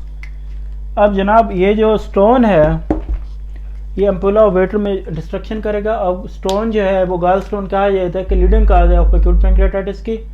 जनाब जो ये स्टोन होता है ये करता क्या है, बेसिकली ये ब्लॉकेज काज कर देता है, किस चीज़ की, पेंक्रियाटिक डक्ट की, काजिंग इन्फ्लेमेशन एंड स्वेलिंग। ठीक है, पेंक्रियाटिक डक्ट में जब ये पहुंचेगा स्टोन तो वहाँ पे ब्लॉकेज काज कर देगा। अब पेंक्रियाज से रिलीज़ किए गए जो एंजाइम्स वगैरह हैं वो आगे नहीं जा सकेंगे, वापस पेंक्रियाज में ही जाएंगे, तो वहाँ पे उनकी स्ट्रेसिस होगी। स्ट्रेसिस होने की वजह से इन्फ्लेमेशन होगी, पेन होगी, जिसे क्या कहते हैं कि acute pancreatitis. Leading cause of the acute pancreatitis is गाल स्टोन। ठीक है, तो ये बेसिकली ब्लॉकेज काज कर देता है पेंक्रियाटिक डक्ट की, मसला वहीं से आता है। और जब जनाब ये कि एक्यूट बैक्टीरियल कोलेंजाइटिस, कोलेंजाइटिस की टर्म यूज़ की जाती है इन्फ्लेमेशन ऑफ द किस चीज़ की, common bile duct, inflammation of CBD, common bile duct की जो इन्फ्लेमेशन होती है उसे क्या कहा जाता है, कोलेंजाइटिस कहा जाता है। अब देखें ये जनाब एक तो यहाँ पे स्टोन था, उसने बाइल को पीछे मोड़ दिया, आगे नहीं जाने दिया, उससे जो फीचर्स है ऑब्स्ट्रक्टिव जॉन्डिस आई, उसके फीचर है jaundice, pruritus, xanthoma, clay colour stool, मैंने बता दिया। इसका दूसरा यह कि जहाँ पर भी ऑब्स्ट्रक्शन होगी, हम जानते हैं कि ऑब्स्ट्रक्शन की वजह से स्ट्रेसिस होगी, स्ट्रेसिस होगी तो वही ग्राम नेगेटिव बैक्टीरियाज जो हैं वो प्रॉब्लम क्रिएट करेंगे, जैसे स्यूडोमोनास, क्लिप्सियला, बैक्टीरियोइडिस वगैरह, इकोलाई वगैरह। वो उसके बाद नॉर्मल फ्लोरा जो है वो प्रॉब्लम क्रिएट करेगा। प्रॉब्लम क्रिएट करने से ये होगा कि इन्फ्लेमेशन होगी। इन्फ्लेमेशन में जो है उसे क्या कहते हैं हम, इन्फ्लेमेशन को उसे हम कहते हैं आइटस। इन्फ्लेमेशन का वर्ड जो है वो आइटस से इस्तेमाल किया जाता है। ठीक है, कोलेंजाइटिस मतलब acute inflammation of the common bile duct. ठीक है, तो यहाँ पे स्ट्रेसिस की वजह से जो इन्फ्लेमेशन होगी उसको कहेंगे कॉमन बाइल डक्ट को। ये है कॉमन बाइल डक्ट, CBD।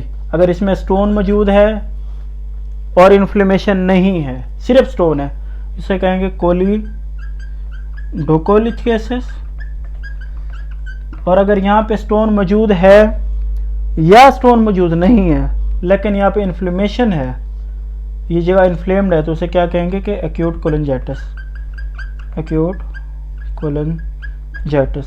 ठीक है, ये हो गया क्लियर, थैंक यू। अब ये है ना लिटिल मिरेजी सिंड्रोम, ये एक रेयर सिंड्रोम है, बहुत ही रेयर है।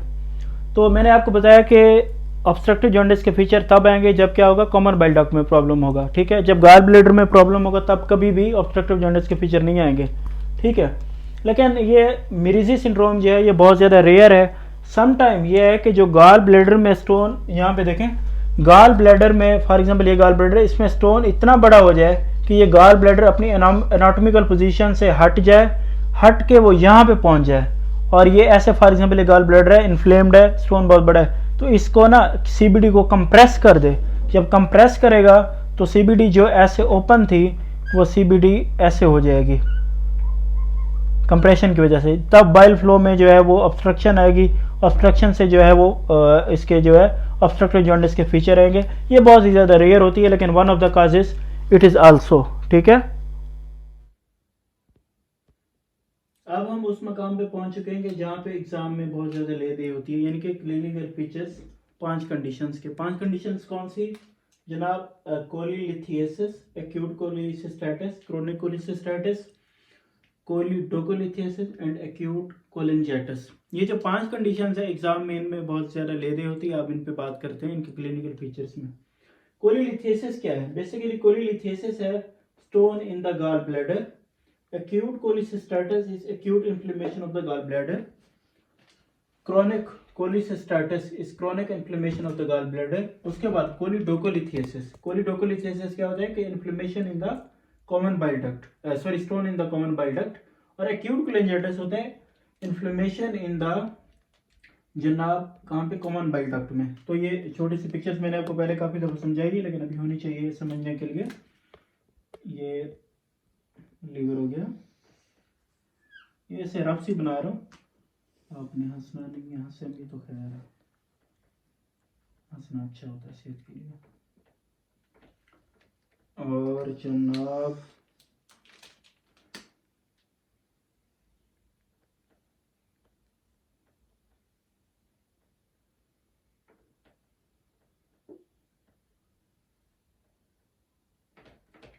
यहाँ से ये जो ब्लैक स्टार्ट हो रही है,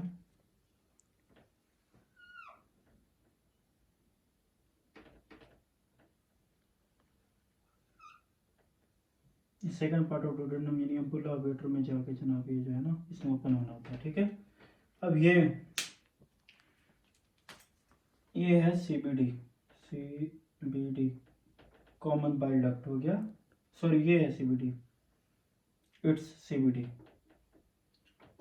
सिस्टिक डक्ट और कॉमन हिपैटिक डक्ट मिलेंगे तो क्या बनाएंगी? कॉमन बाइल डक्ट हो गया।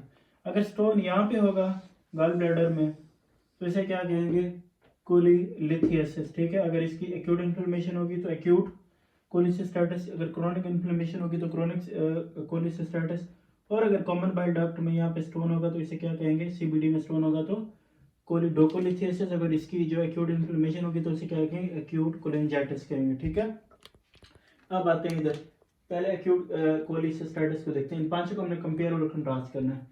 बेसिकली है कि पांचों की पांचों कंडीशन में जो पेन होना है ना वो राइट हाइपोकॉन्ड्रिक रीजन में होना है। हाइपोकॉन्ड्रिक रीजन होता है ये वाला, एपिगेस्ट्रम के राइट साइड पे जो हाइपोकॉन्ड्रिक रीजन होता है। ठीक है, अब पांचों कंडीशन में पेन होगा राइट हाइपोकॉन्ड्रिक रीजन में। क्यों पांचों साइडों पे जो है वो पांचों कंडीशन में राइट हाइपोकॉन्ड्रिक रीजन में पेन होगा? क्योंकि ये गाल ब्लैडर और जो बिलरी सिस्टम है, एक्स्ट्रा हेपाटिक बिलरी सिस्टम, ये सारी की सारी की लोकेशन ही राइट हाइपोकॉन्ड्रिक रीजन में, इसलिए जहाँ भी इशू होगा तो यही पेन होगा। अब अगर किसी बंदे को कोलीलिथियासिस है, मतलब उसे स्टोन है गॉल ब्लैडर में, तो उसके क्लिनिकल फीचर्स क्या होंगे कि pain in right hypochondriac region, right hypochondriac region में पेन होगा। अब जो पेन है वो कैसी होगी? वो जो है वो सडन ऑनसेट होगी, यानी अचानक होगी। ठीक है, तेजी से सडन ऑनसेट। उसके बाद जो कोलिकी, इंटरमिटेंट कोलिकी पेन होगी। इंटरमिटेंट मतलब बार बार, कोलिकी मतलब मरोड़ पड़ेंगे, क्योंकि अगर स्टोन ने गाल ब्लैडर के अंदर, जैसे ये गाल ब्लैडर है इसके अंदर ये स्टोन फंसा हुआ है, गाल ब्लैडर जैसे कॉन्ट्रैक्ट करेगा ऐसे करेगा तो मरोड़ से उठेंगे। ठीक है, कॉन्ट्रैक्शन जब गाल ब्लैडर को मरोड़ से उठेंगे, उस मरोड़ को क्या कहते हैं कि कोलिकी इंटरमिटेंट पेन कहते हैं। ऑनसेट इंटरमिटेंट कोलिकी पेन, और सिवियर इन नेचर होगी। सिवियर नेचर से मुराद है कि इतनी शदीद होगी कि रात भर आपको नींद ही नहीं आएगी। सिवियर का पहले भी मैं डिस्कस कर चुका हूँ एक्यूट एब्डोमेन में कि the pain which awakes you all night is known as severe pain. ठीक है, और ये रेडिएट करेगी बैक की तरफ, और प्लस माइनस जो रेफर्ड पेन होगी to the tip of the right shoulder. Referred pain के पहले मैं आपको बता चुका हूँ कि बेसिकली होती एक्यूट कोलिसिस्टाइटिस में है, लेकिन ये जो कोलिलिथेसिस है इसमें प्लस माइनस होगी, यानी कि आपके राइट हाइपोकॉन्ड्रिक रीजन में पेन होगी और टिप ऑफ राइट शोल्डर पे होगी, लेकिन दोनों के दरमियान कनेक्शन कोई नहीं होगा, ठीक है। सडन ऑनसेट होगी पेन, ठीक है। उसके बाद कॉलिक ही होगी, सिवियर इन नेचर होगी। उसके बाद जो है प्लस रेडिएट करेगी बैक की तरफ, प्लस माइनस जो है ये रेफर्ड पेन होगी, ठीक है। Aggravated by movements and by eating fatty meals, यानी एग्रीवेटेड मतलब ये मजीद बढ़ेगी फैटी जो फूड खाने से या मील खाने से और मूवमेंट्स के जरिए, ठीक है। और reduce by the taking analgesics. अब फैटी फूड से क्यों बढ़ेगी? फैटी फूड से इसलिए बढ़ेगी, जैसे फैटी फूड हम खाएंगे तो मैंने आपको पहले बताया कि बाइल का जो फंक्शन होता है वो क्या करता है कि फैटी एसिड्स और जनाब जो होते हैं फैट सॉल्युबल विटामिन्स होते हैं उनके एब्जॉर्प्शन कराता है। अब फैटी मील जैसे खाएगा तो हमें जो है ना कोलिसिस्टेइन काइनेज एक हार्मोन होता है जो कि रिलीज होता है, तो वो आएगा और वो क्या कराएगा पेनक्रियाज और गाल ब्लैडर की कंट्रैक्शन करवाएगा, ताकि पेनक्रियाज जो है वो पेनक्रियाटिक एंजाइम रिलीज करे और जो गाल ब्लैडर है जनाब आला वो बाइल रिलीज करे और ये डाइजेस्टिव ट्रैक में जाके डाइजेशन के प्रोसेस को सरंजाम दे और उसके बाद जो एब्जॉर्प्शन वगैरह होती है फैटी एसिड्स की, फैट सॉल्युबल विटामिन्स की, जो भी उसने करानी होती है। अब जैसे वो कोलिसिस्टेइन काइनेज आएगा और वो गाल ब्लैडर की कॉन्ट्रैक्शन करवाएगा, कॉन्ट्रैक्शन कराएगा तो अंदर मौजूद होगा ये स्टोन। अब स्टोन जैसे मौजूद होगा कॉन्ट्रैक्शन करेगा, बाइल जाने लगेगा। जब यहाँ पे स्टोन मौजूद होगा तो उसको जो है आगे ऑब्स्ट्रक्शन आएगी, मतलब स्टोन से आगे बाइल गुजर नहीं सकेगा, तो यहाँ पर प्रॉब्लम क्रिएट होगी और यहाँ पे जो है वो कॉलिकी पेन होगा, मरोड़ से पड़ेंगे, ठीक है। इसलिए कहते हैं कि फैटी मील खाने से और मूवमेंट करने से जो है वो ये बढ़ेगा। और reducing by taking analgesics, analgesics जैसे कि आइब्रोफेन वगैरह, उसके बाद मॉर्फिन या पैथिटीन जो कि ओपियोइड्स एनाल्जेसिक्स हैं उनसे जो है कम होगा। और इसका जो ड्यूरेशन होता है वो 12 घंटे से कम होता है, मतलब 12 घंटे के अंदर अंदर या 12 घंटे से पहले पहले ये सेटल हो जाता है, ठीक है, पेन कोलिलिथियासिस का। और इसमें जनाब जीएटी एब्सेट्स होंगे, एनोरेक्सिया हो गया, वोमिटिंग हो गया, नोजिया हो गया। एनोरेक्सिया यानी भूख का ना लगना, वोमिटिंग आप जानते हैं कि उल्टी वगैरह आएगी, और नोजिया होगा, प्लस माइनस जॉन्डिस होगी, जो कि मैंने आपको बताया कि जॉन्डिस के जो फीचर आते हैं वो जब होती है ना ऑब्स्ट्रक्शन कॉमन बाइल डक्ट में तभी होती है। लेकिन प्लस माइनस से मुराद ये है कि अगर मैंने आपको बताया कि एक रेयर जो मिरीजी सिंड्रोम होती है, अगर इसका गाल स्टोन का साइज इतना बड़ा हो कि ये इसको गाल ब्लैडर को अपनी एनाटॉमिकल पोजीशन से हटा के इसके सीबीडी के पास ले जाए और सीबीडी पे कंप्रेशन डाले, तो जब ये कंप्रेस होगी तो जॉन्डिस के जो फीचर आएंगे प्लस माइनस, ठीक है, रेयरली, वेरी रेयरली। उसके बाद जो मेन चीज़ होती है ऑन एग्जामिनेशन यानी जनरल फिजिकल एग्जामिनेशन या एब्डोमिनल एग्जामिनेशन में आप देखते हैं कि ये टेम्परेचर जो है वो नॉर्मल होता है, क्योंकि यहाँ पे इन्फ्लेमेशन नहीं होती, सिर्फ गाल ब्लैडर के अंदर स्टोन पड़ा होता है, ठीक है। और उसके बाद टैकीकार्डिया नहीं होता, जो है वो टेम्परेचर रेज नहीं होता, टैकीकार्डिया नहीं होता, टेंडरनेस नहीं होती राइट लिफ फोसा में, क्योंकि इन्फ्लेमेशन तो है नहीं इसलिए टेंडरनेस नहीं होगी। और टीएलसी भी नॉर्मल होता है क्योंकि कोई इन्फेक्शन इन्फ्लेमेशन नहीं चल रही होती। तो जो 4 T's होते हैं वो एब्सेंट होते हैं, यानी टेम्परेचर नहीं होगा, यानी फीवर नहीं होगा, टेंडरनेस नहीं होगी राइट लिफ फोसा में, टैकीकार्डिया नहीं होगा और टीएलसी नहीं होगा। टैकीकार्डिया मतलब पल्स रेट नहीं बढ़ा होगा, अगर पल्स रेट जो 100 से ऊपर हो जाए तो उसे टैकीकार्डिया कहते हैं, 60 से नीचे हो जाए तो उसे ब्रैडीकार्डिया कहते हैं। उसके बाद हम आएंगे एक्यूट कोलिसिस्टाइटिस। एक्यूट कोलिसिस्टाइटिस मैंने आपको बताया कि गाल ब्लैडर ये मौजूद है, अगर इसकी इन्फ्लेमेशन हो जाएगी तो उसे हम गाल ब्लैडर की इन्फ्लेमेशन को क्या कहेंगे, एक्यूट कोलिसिस्टाइटिस, ठीक है। अब एक्यूट कोलिसिस्टाइटिस में जो है वो पेन की क्या प्रेजेंटेशन होगी उसको देखेंगे। Pain in right hypochondriac region, मैंने पहले आपको बताया कि तमाम कंडीशन में राइट हाइपोकॉन्ड्रिक रीजन में पेन होगा, ठीक है। और ये भी सडन ऑनसेट होगा, बट ये शार्प एंड एगोनाइजिंग होगा। जहाँ पे वो कॉलिकी था, ठीक है, रोड पर रहे थे, ये शार्प और एगोनाइजिंग होगा।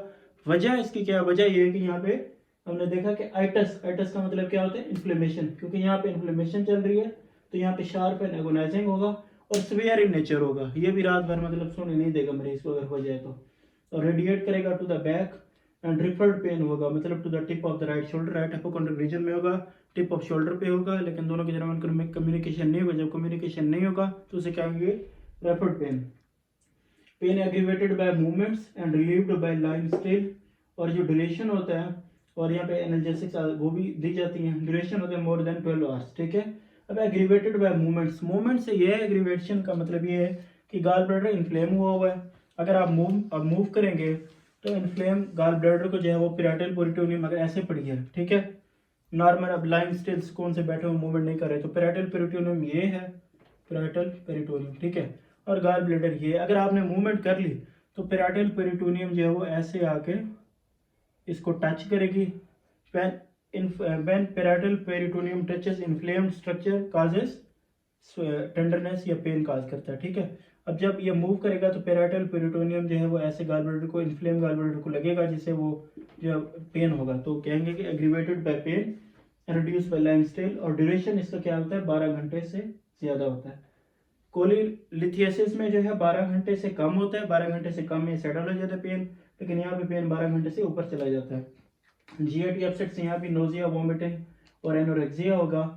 अब जो चीज़ कोलिलिथियासिस और एक्यूट कोलिसिस्टाइटिस को डिफ्रेंशिएट करती है वो बेसिकली ये 4T ही हैं, ठीक है। क्योंकि वहाँ पे सिर्फ सादा स्टोन पड़ा होता है, इन्फ्लेमेशन नहीं होती, लेकिन यहाँ पे इन्फ्लेमेशन होती है, इन्फेक्शन चल रहा होता है, तो यहाँ 4T जो है प्रेजेंट होगी। टेम्परेचर राइज होगा, क्योंकि हमें पता है यहाँ पे इन्फेक्शन इन्फ्लेमेशन होगी तो टेम्परेचर राइज होना ही आना है।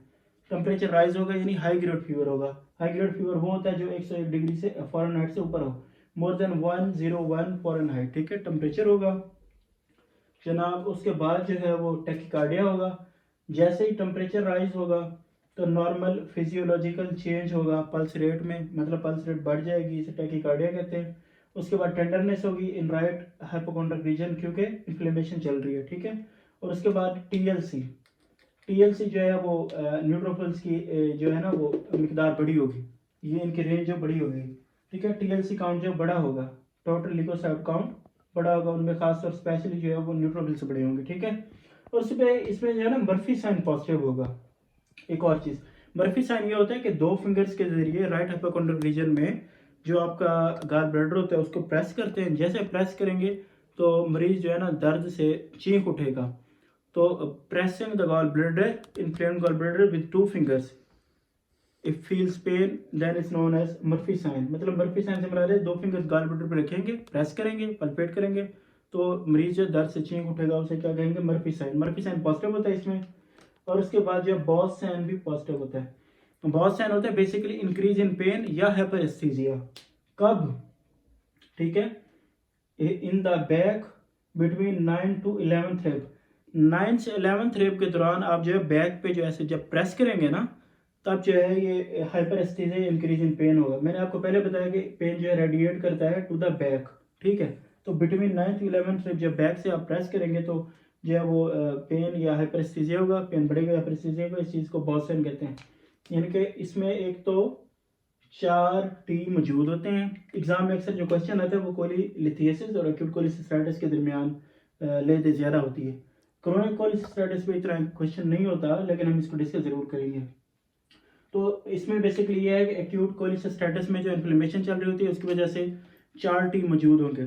टैकीकार्डिया हो गया, टेम्परेचर हो गया, टेंडरनेस हो गया, और टोटल लिकोसाइट काउंट जो है वो बड़ा होगा, न्यूट्रोफिल्स।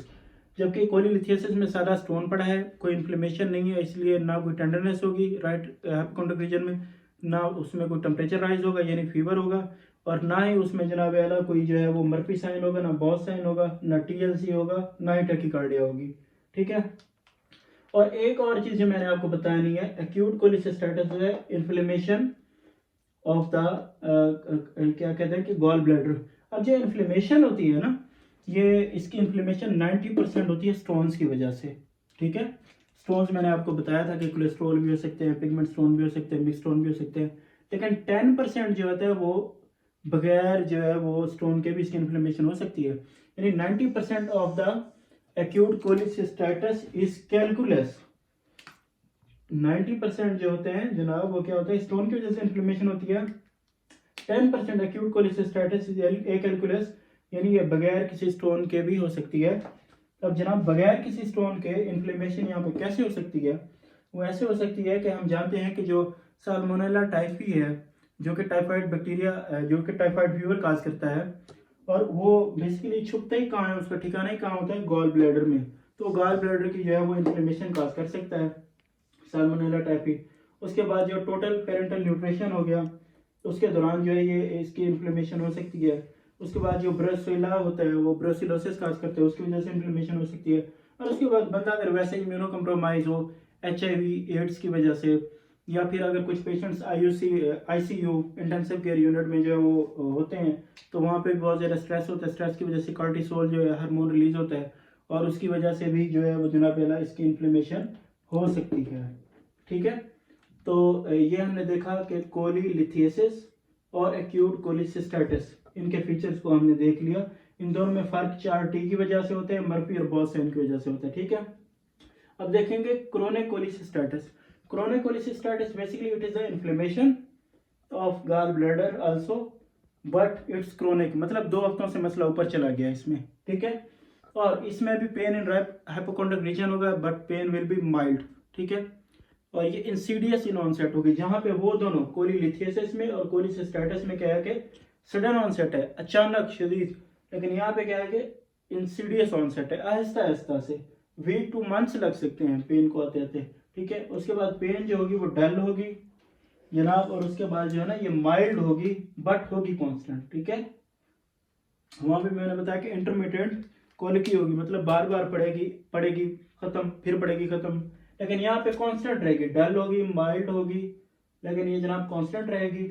और पेन ये इस यहाँ भी रेडिएट करेगी to the back, and referred pain होगा to the tip of right shoulder. और पेन जो बढ़ेगी बाय ईटिंग फैटी मील्स, कैसे फैटी मील से बढ़ती है मैंने आपको बता चुका हूँ।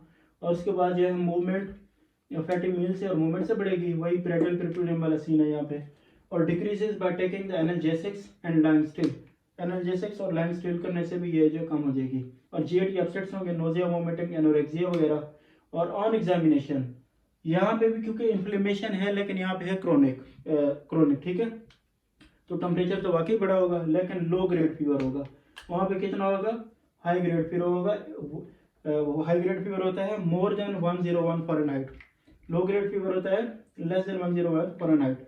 टैकीकार्डिया यहाँ भी होगा, टेंडरनेस यहाँ भी होगा, लेकिन यहाँ पे क्या होगा, माइल्ड सा होगा, जबकि वहाँ पे हाई लेवल का जो टेंडरनेस होगा। और यहाँ पे जो एक चीज़ है जो हमें बताती है लैब टेस्ट में, बेसिकली ये इन्वेस्टिगेशन है, और यहाँ टीएलसी में ये भी जनाब है एक तरह की जो है वो इन्वेस्टिगेशन ही है। इसको इन्वेस्टिगेशन में भी हम इन चीज़ों को लिखेंगे। यहाँ पे लिम्फोसाइट्स बने होंगे, लिम्फोसाइटिस हो रही होगी। अगर इन्फेक्शन जो है वो एक्यूट हो तो वहाँ पे न्यूट्रोफिल्स बने होते हैं टीएलसी में, टोटल ल्यूकोसाइट काउंट में। ठीक है, अगर वही क्रोनिक हो जाए तो लिम्फोसाइट्स बड़े होते हैं। ठीक है, तो क्रोनिक और एक्यूट में जो फर्क होता है, वहाँ पे इंसिडियस ऑनसेट होता है पेन में, एक्यूट में यहाँ पे जो है जनाब वो होता है, सॉरी, एक्यूट में जो है वो सडन ऑनसेट होता है, और यहाँ पे जो होता है इंसिडियस ऑनसेट होता है। वहाँ पे शार्प एंड एगोनाइजिंग पेन होती है, या माइल्ड होती है, डल होती है, और जो है वो बट कांस्टेंट होती है। ठीक है, और वहाँ पे भी रेडिएट करती है बैक की तरफ, रेपिड पेन होता है to the tip of right shoulder, यहाँ पे भी रेडिएट करती है बैक की तरफ to the tip of right shoulder. वहाँ पे भी एग्रीवेट होती है by eating fatty meals and movements and release by lying still, और यहाँ पे भी वही का वही सीन है। जीएटी अपसेट दोनों में सेम है, वहाँ पे 40 मौजूद होंगे, यहाँ पे भी मौजूद होंगे, लेकिन यह है कि यहाँ पे टेम्परेचर जो है लो ग्रेड फीवर होगा, वहाँ पे हाई ग्रेड फीवर होगा। टेंडरनेस वहाँ पे बहुत ज़्यादा शदीद किस्म की होगी, यहाँ पे माइल्ड होगी। वहाँ पे जो है वो इन्वेस्टिगेशन में टीएलसी में जो है न्यूट्रोफिल्स बने होंगे, जबकि यहाँ पे क्या बढ़ेंगे, लिम्फोसाइट्स बढ़ेंगे, और वायरल इन्फेक्शन में भी लिम्फोसाइट्स बढ़ते हैं। ठीक है, अब हम देखेंगे कि अगर स्टोन बन जाए जनाब सीबीडी में, कॉमन बाइल डक्ट में, तो उसे क्या कहेंगे, कोलिडोकोलिथियसिस। अब इसमें जब पेन पड़ेगा तो उसकी प्रेजेंटेशन क्या होगा, pain will be in the right hypochondriac region. ठीक है, मैंने आपको बता दिया कि पांचों में राइट हाइपोकॉन्ड्रिक रीजन में होगी, और ये भी सडन ऑनसेट इंटरमिटेंट कोलिकी, ये भी कोलिकी होगी, मरोड़ सी पेन होगी, और ये रेडिएट करेगी to the back, aggravated by the fatty meal and decrease by the analgesics.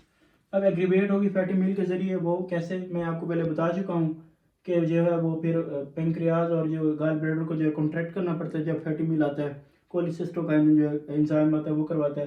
जब ये कॉन्ट्रैक्ट करेंगे तो बाइल रिलीज होगा, बाइल रिलीज जाएगा, बरियाल यहाँ पर पहुँचेगा। लेकिन आगे जनाब अगर ये देखें सीबीडी में स्टोन पड़ा हुआ है, तो यहाँ पे जो है वो फिर उसको रुकावट पेश आएगी, और यहाँ इंटरमिटेंट कोलिकी पेन होगा। ठीक है, और release by the analgesics ibuprofen और पैथिडीन मॉर्फिन वगैरह। ठीक है, और GIT upsets by nausea, vomiting, anorexia.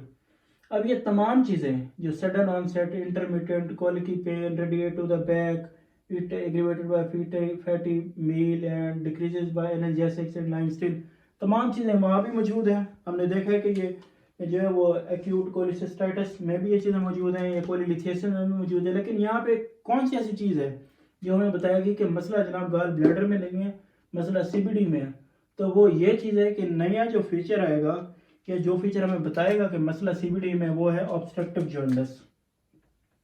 Obstructive jaundice पहले मैं आपको बता चुका हूँ कि बाइल जो है वो लीवर से होता हुआ राइट एंड लेफ्ट जो hepatic duct, common hepatic duct, cystic duct या गॉल ब्लैडर से होता हुआ जब आएगा यहाँ पे सीबीडी में, तो यहाँ पे उसके ऑब्स्ट्रक्शन को मसला होगा। लेकिन अगर एक स्टोन जो यहाँ पे बॉडी में या फंडस में इधर मौजूद है, ठीक है, तो यहाँ तो वो बाइल के फ्लो को मसला नहीं कर रहा। या अगर नेक में मौजूद है तो जनाब वो गॉल ब्लैडर में इशू कर रहा है ना, वो सीबीडी में तो उसका तो कोई रूल नहीं है। अगर जो लीवर से जो चीज़ आ रही है वो तो इजीली चली जाएगी ना, ये वाली चीज़ लीवर में फ्लो को तो नहीं रोकेगी ना। तो जो जॉन्डिस के फीचर आएंगे बेसिकली वो आएंगे जब जो है वो यहाँ पे मौजूद होगा स्टोन सीबीडी में, पहले भी डिस्कस कर चुका हूँ। तो ऑब्स्ट्रक्टिव जॉन्डिस के जो फीचर्स होते हैं वो प्रोराइटिस होता है, जॉन्डिस होता है, ज़ैंथोमा होता है और क्ले कलर स्टूल होता है, ठीक है। बाइल का कॉन्स्टिट्यूएंट्स होता है बाइल साल्ट्स। वो बाइल साल्ट जनाब जब जो है वो यहाँ से बैक लीवर में जाएंगे, लीवर से ब्लड में, तो फिर वो अगर बॉडी पे डिपॉजिट करेंगे तो प्रोराइटिस करेंगे, अगर बिलोरुबिन जाएगी तो वो जॉन्डिस करेगी।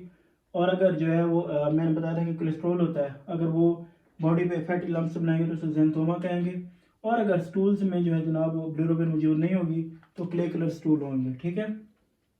ये हो गया। और उसके बाद एक्यूट कोलिंजाइटिस। कोलिंजाइटिस होती है कि यहाँ पर जो ये है ना सीबीडी, इसकी इन्फ्लेमेशन हो जाए तो उसे कहेंगे एक्यूट कोलिंजाइटिस।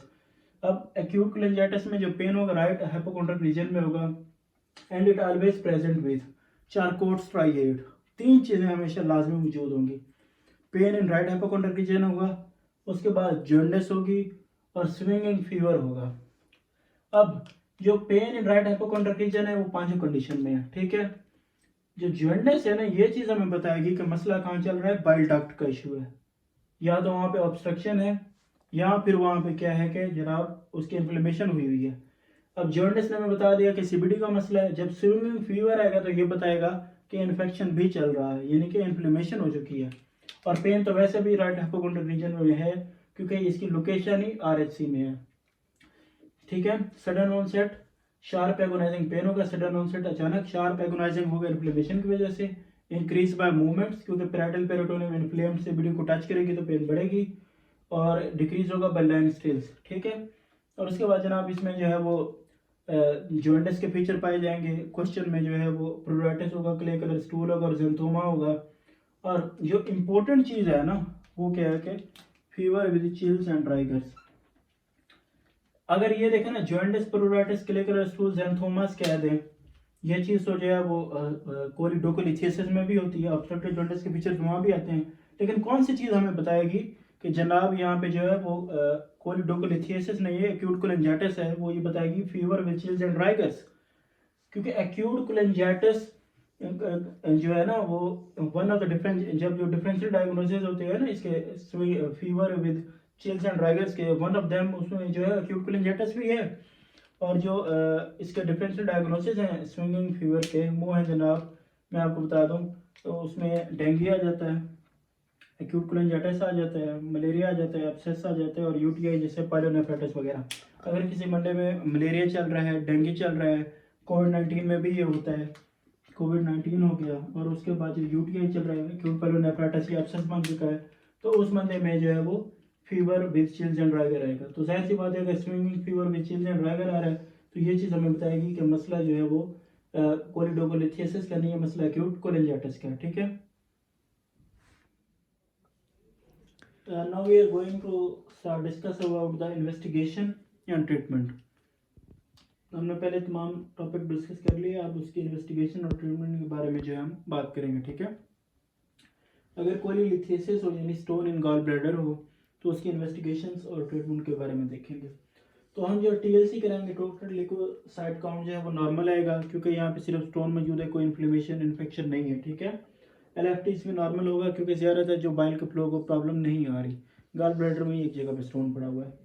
उसके बाद जो फर्स्ट लाइन इन्वेस्टिगेशन होगी या इन्वेस्टिगेशन ऑफ चॉइस जो होगी वो जनाब इन तीनों में, चाहे कोलिलिथियासिस हो, ठीक है, स्टोन हो, या एक्यूट कोलिसिस्टाइटिस हो या क्रोनिक कोलिसिस्टाइटिस, तीनों कंडीशन में इन्वेस्टिगेशन ऑफ चॉइस होगी वो गॉल ब्लैडर की क्या है कि वो एब्डोमेन, अल्ट्रासाउंड एब्डोमेन में ही होगा जो गॉल ब्लैडर को जो एवेल्यूएट करेगा, ठीक है, ultrasound abdomen. Investigation of choice is ultrasound abdomen. Alternate जो है वो हिडा स्कैन किया जाता है समटाइम जब स्टोन बहुत ही छोटा मोटा हो, और ये रेयरली परफॉर्म किया जाता है। हिडा स्कैन जो है बेसिकली इसे ओरल कोलिसिस्टोग्राफी भी कहते हैं। ये एक फिलिंग डिफेक्ट जो है वो रिवील कराता है।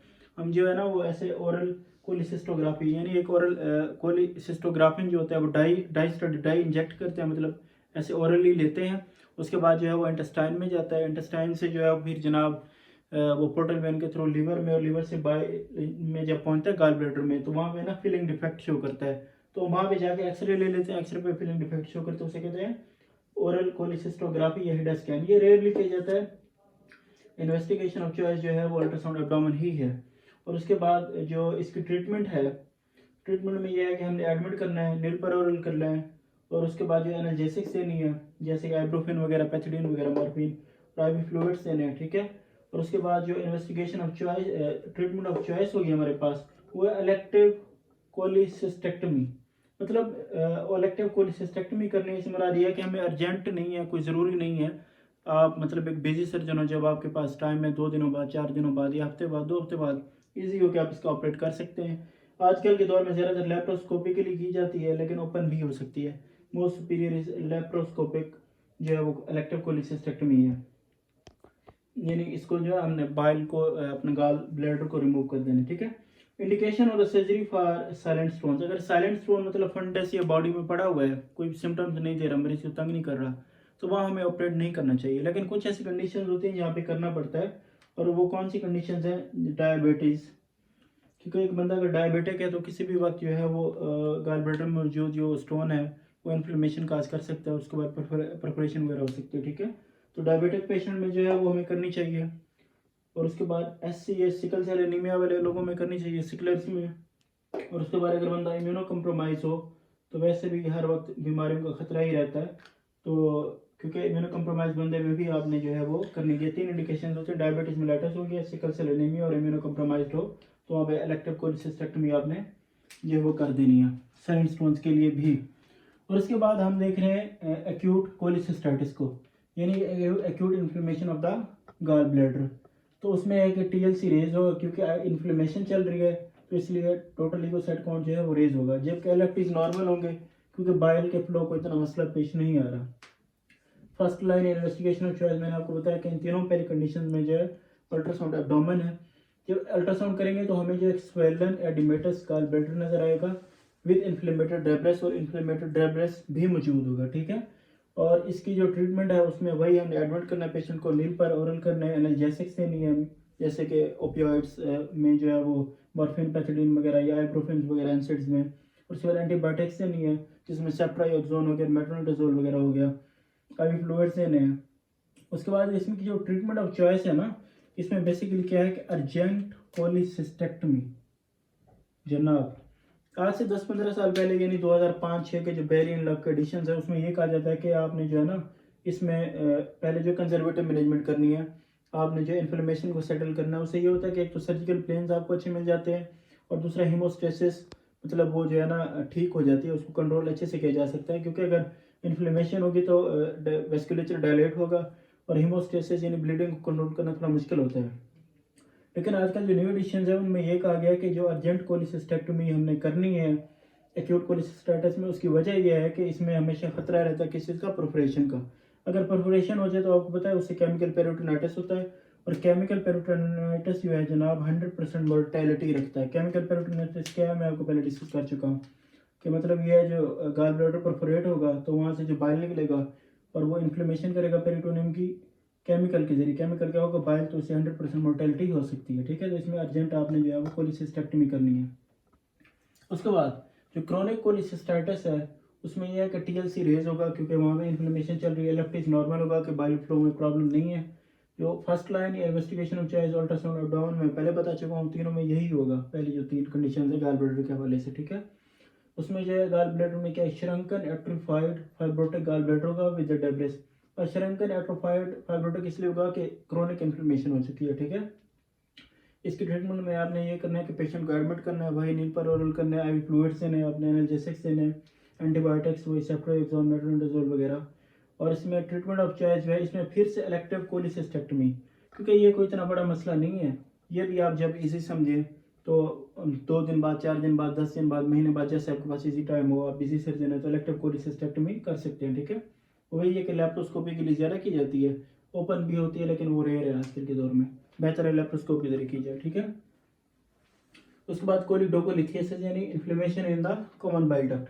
अब अगर कॉमन बाइल डक्ट में इन्फ्लेमेशन है, sorry choledocholithiasis stone in the common bile duct, common bile duct में स्टोन है लेकिन इन्फ्लेमेशन वगैरह नहीं है, अगर इन्फ्लेमेशन नहीं होगी तो इन्फेक्शन नहीं होगा, लिकोसाउंड नॉर्मल होगा, लेकिन एलेक्टिस डीरेंज होंगे यानी बड़े हुए होंगे। उसकी वजह यह है कि पोस्ट हिपाटिक जॉन्डिस होगी, क्योंकि वो मैंने आपको बताया ना कि ऑब्स्ट्रक्टिव जॉन्डिस वगैरह होती है, तो उस फीचर्स की वजह से एलेक्टिस जो डीरेंज होते हैं। और इसकी इन्वेस्टिगेशन ऑफ चॉइस जो है वो अल्ट्रासाउंड एब्डोमेन नहीं है। Ultrasound abdomen is helpful but is not investigation of choice, ठीक है। इन्वेस्टिगेशन ऑफ चॉइस होती है इसकी ERCP, एंडोस्कोपिक रेट्रोग्रेड कोलेंजियोपेंक्रियाटोग्राफी। ये इन्वेस्टिगेशन ऑफ चॉइस भी है, ये ट्रीटमेंट ऑफ चॉइस भी है, ठीक है। ये बेसिकली एंडोस्कोपिक रेट्रोग्रेड कोलेंजियोपेंक्रियाटोग्राफी में ये होता है, एंडोस्कोप आप ले जाते हो एसोफेगस से स्टमक, स्टमक से फिर जो आगे वो आप second part of duodenum एम्पोला of waiter तक, ठीक है। वहाँ पे आप डाई इंजेक्ट करते हैं पेंक्रियाटिक डक्ट में और बाइल डक्ट में। डाई इंजेक्ट करने के बाद आप एक्सरे ले लेते हैं, वहाँ पे आपको फिलिंग डिफेक्ट वगैरह शो हो जाता है, तो वहाँ पे जो है वो ये इन्वेस्टिगेशन ऑफ चॉइस है, ठीक है। ये एक इन्वेसिव प्रोसीजर है। ट्रीटमेंट में यह है कि आपने एनाल्जेसिक्स लेने हैं, लेकिन यहाँ एनाल्जेसिक्स जो आपने देने हैं वो बेसिकली आपने एनसेड्स देने हैं, जैसे ब्रोफिन वगैरह हो गया, लेकिन आपने ओपियाइड जो है वो नहीं देने हैं, जैसे मॉर्फिन हो गया या पैथिडीन वगैरह हो गया, वो आपने इसलिए नहीं देने क्योंकि हम जानते हैं कि जो एम्पुला ऑफ वेटर में स्पेंक्टर ऑफ ओडाई होता है, बेसिकली क्या काज करेगा, ये जो है ना उसकी कॉन्ट्रैक्शन काज कर देगा इसकी एम्पुला वेटर की। जब कॉन्ट्रैक्शन करेगा तो उल्टा और पेन हो जाएगा, ठीक है। इसलिए ओपियाइड्स नहीं देने, वो और पेन को बढ़ा देंगे, वर्स कर देंगे, कॉन्ट्राइंडिकेटेड है। इन्वेस्टिगेशन ऑफ चॉइस मैंने बताया था कि ERCP है, और ट्रीटमेंट ऑफ चॉइस भी ERCP है, it is also treatment of choice. इसमें ये वही है कि एंडोस्कोपी ली जाती है, एंडोस्कोप लेके जाते हैं हम एसोफेगस से स्टमक, स्टमक से second part of duodenum, ampulla of waiter को कट करते हैं, आगे से बास्केट लेके जाते हैं, और फिर हम जो है वो स्पेंचर्स को कट करते हुए जनाब वो स्टोन को निकाल लेते हैं, यानी कि स्पेंचरॉटमी करनी होती है हमने यहाँ पे, तो ERCP के जरिए। अब हमने देखना है कि अगर कोई आपके पास ऑप्शन आ जाए कि जो इन्वेस्टिगेशन ऑफ अपना चॉइस है फॉर द कोलिडोकोलिथियासिस क्वेश्चन में, और वहाँ पे 2 ऑप्शन मौजूद है, MRCP भी मौजूद हो, ERCP भी मौजूद हो, तो आपने जो उस वक्त टिक करना है MRCP को। यहाँ MRCP कोई एग्जाम नहीं है, लेकिन इसका नाम है मैग्नेटिक रेजोनेंस कोलिंजियोपेंक्रियाटोग्राफी। बेसिकली ये सुपीरियर इसलिए है, ये आएगा तो बेसिकली कम ही क्वेश्चन में ज़्यादातर ERCP आता है, लेकिन अगर कहीं आ भी जाए तो हमने इसको टिक करना है MRCP को, क्योंकि एक नॉन इन्वेसिव प्रोसीजर होता है, ये होता है इन्वेसिव प्रोसीजर। इसमें हमने एंडोस्कोपी लेके जानी होती है, इसोफेगस, स्टमक, उसके बाद एम्पुला ऑफ वेटर, फिर वहाँ पे जाके डाई इंजेक्ट करते हैं और फिर हम जाके आगे एक्सरे लेते हैं। लेकिन ये नॉन इन्वेसिव इस तरह से है कि इसका जो डाई होता है वो हम ओरली दे देते हैं, वैसे मरीज खा लेता है, उसके बाद वो जो है जनाब इंटेस्टाइन में जाता है, वहाँ पोर्टल वेन के थ्रू लीवर में, लीवर के थ्रू फिर जो गाल ब्लैडर में जाता है, जब वहाँ पे जाता है तब हम एक्सरे लेते हैं और फिलिंग डिफेक्ट वगैरह में शो हो जाता है। तो it's a non invasive procedure, that's why it's a investigation of choice. लेकिन ये बहुत ही रेयरली क्वेश्चंस में आता है, ज़्यादातर ERCP आता है। अगर कहीं आ जाए तो MRCP को आपने जो है टिक करना है एज इन्वेस्टिगेशन ऑफ चॉइस, ठीक हो गया। तो इसमें ये आपने याद रखना है कि choledocholithiasis investigation of choice and treatment of choice both are ERCP, ठीक है। अब अगर ERCP फेल हो जाए, जो कि नहीं होती, ज़्यादातर डॉक्टर्स यहाँ तक संभाल ही लेते हैं, सर्जन, अगर हो जाए तो फिर हमने ओपन कोलिडोकोलिथोटमी करनी है। इससे मुराद, कोलिडोकोलिथोटमी से मुराद ये है कि हमने CBD को रिमूव नहीं करना, जैसे वहाँ पे हमने गाल ब्लैडर को रिमूव कर दिया, अपेंडिसाइटिस में हमने पूरी अपेंडिक्स को रिमूव कर दिया। CBD बहुत वाइटल जो है वो क्या कह सकते हैं कि स्ट्रक्चर है, बहुत ज़्यादा इंपॉर्टेंट होता है। CBD को ओपन करके स्टोन निकालना है इसको और उसको दोबारा स्टिच कर देना है, तो लिथोटमी की टर्म वहाँ पे यूज़ की जाती है जहाँ पे सिर्फ स्टोन को निकाला जाए, ठीक है। कोलिडोकोलिथोटमी करनी है, ठीक है। उसके बाद जो एक्यूट कोलेंजाइटिस, यूके इन्फ्लेमेशन होती है CBD की, जाहिर सी बात है इन्फ्लेमेशन है तो TLC रेज होगा, टोटल ल्यूकोसाइट काउंट। और उसके बाद जनाबे वाला यहाँ पे जो है वो पोस्ट हिपाटिक जॉन्डिस, पोस्ट हिपाटिक जॉन्डिस जो है वो होगी, इस वजह से LFT जो डिरेंज हो गया ऑब्स्ट्रक्टिव जॉन्डिस की वजह से, मैंने आपको बताया था। इन्वेस्टिगेशन ऑफ चॉइस यहाँ पे भी अल्ट्रासाउंड एब्डोमेन होगा, स्वॉलन डायलेटेड एडिमेटस CBD होगी, और प्लस माइनस स्टोन, स्टोन हो भी सकता है नहीं भी हो सकता है, ठीक है। इन्फ्लेमेशन के लिए ज़रूरी नहीं है कि स्टोन, और भी कंडीशन होती है, मैंने आपको बताया। तो अब इन्वेस्टिगेशन इसमें जो है वो सर्जरी नहीं है, मेन स्टे होता है। कंजर्वेटिव ट्रीटमेंट का हमने एडमिट करना है, नेल पर रोल करना है, एनाल्जेसिक्स देनी है, IV फ्लूइड्स देने हैं, IV एंटीबायोटिक्स देनी है। IV फ्लूइड्स जो आपको पता है डेक्सट्रोज और नॉर्मल सलाइंस वगैरह। IV एंटीबायोटिक्स आपको पता है कि सेफ्ट्रिएक्सोन और मेट्रोनिडाजोल टाइप की। एनाल्जेसिक्स में मैंने आपको बताया कि जैसे एनसेट्स वगैरह देते हैं, ठीक है। और उसके बाद अगर स्टोन मौजूद है, मैंने कहा प्लस माइनस, तो आपने जो है वो ERCP करनी है। ERCP के थ्रू जो है स्टोन को निकालना है। Endoscopic retrograde colonoscopic radiography. अगर ये फेल हो जाती है, जो कि होती नहीं है, अगर हो जाए तो फिर आपने ओपन कोलिडोकोलिथोटमी करनी है। CBD में से मतलब आपने जो है वो स्टोन निकाल देना है, ठीक है। और उसके बाद ये भी ट्रीटमेंट आपने जारी रखनी है। और जनाब आला, इन तमाम चीज़ों में जो याद रखने वाली चीज़ है कि जहाँ पे इन्फ्लेमेशन हो गई, यानी कि एक्यूट कोलिसिस्टाइटिस, क्रोनिक कोलिसिस्टाइटिस या कोलेंजाइटिस, तीनों में TLC बढ़ा हुआ होगा, ठीक है। जबकि acute cholecystitis and chronic cholecystitis में LFTs नॉर्मल होंगे, बाइल के फ्लो का मसला नहीं आ रहा। जबकि कोलिंजाइटिस में जो है वो LFTs बढ़ा होगा, ठीक है। उसके बाद इन्वेस्टिगेशन ऑफ चॉइस जो है सिर्फ किस चीज़ में, कोलिडोकोलिथियोसिस में, यानी स्टोन इन CBD में ERCP है। बाकी तमाम चारों की चारों कंडीशन में इन्वेस्टिगेशन ऑफ चॉइस क्या है आपकी, अल्ट्रासाउंड एब्डोमेन है, ठीक है। और उसके बाद एक जो चीज़ आपने याद रखनी है, यहाँ पे जब जो क्रोनिक कोलिसिस्टाइटिस है ना, इसमें TLC में न्यूट्रोफिल नहीं, बाकी यहाँ पे क्या रेज होते हैं, लिम्फोसाइट्स रेज होते हैं, लिम्फोसाइट्स। यहाँ पे लिम्फोसाइट्स रेज होते हैं। और उसके बाद जनाब आपने जो अर्जेंट करनी है ना कोलिसिस्टेक्टमी, वो सिर्फ एक्यूट कोलिसिस्टाइटिस में करनी है, ठीक है। एक्यूट कोलिसिस्टाइटिस में आपने अर्जेंट करनी है, बाकी आप इलेक्टिव करेंगे हर जगह पे। Okay, thank you, thanks a lot.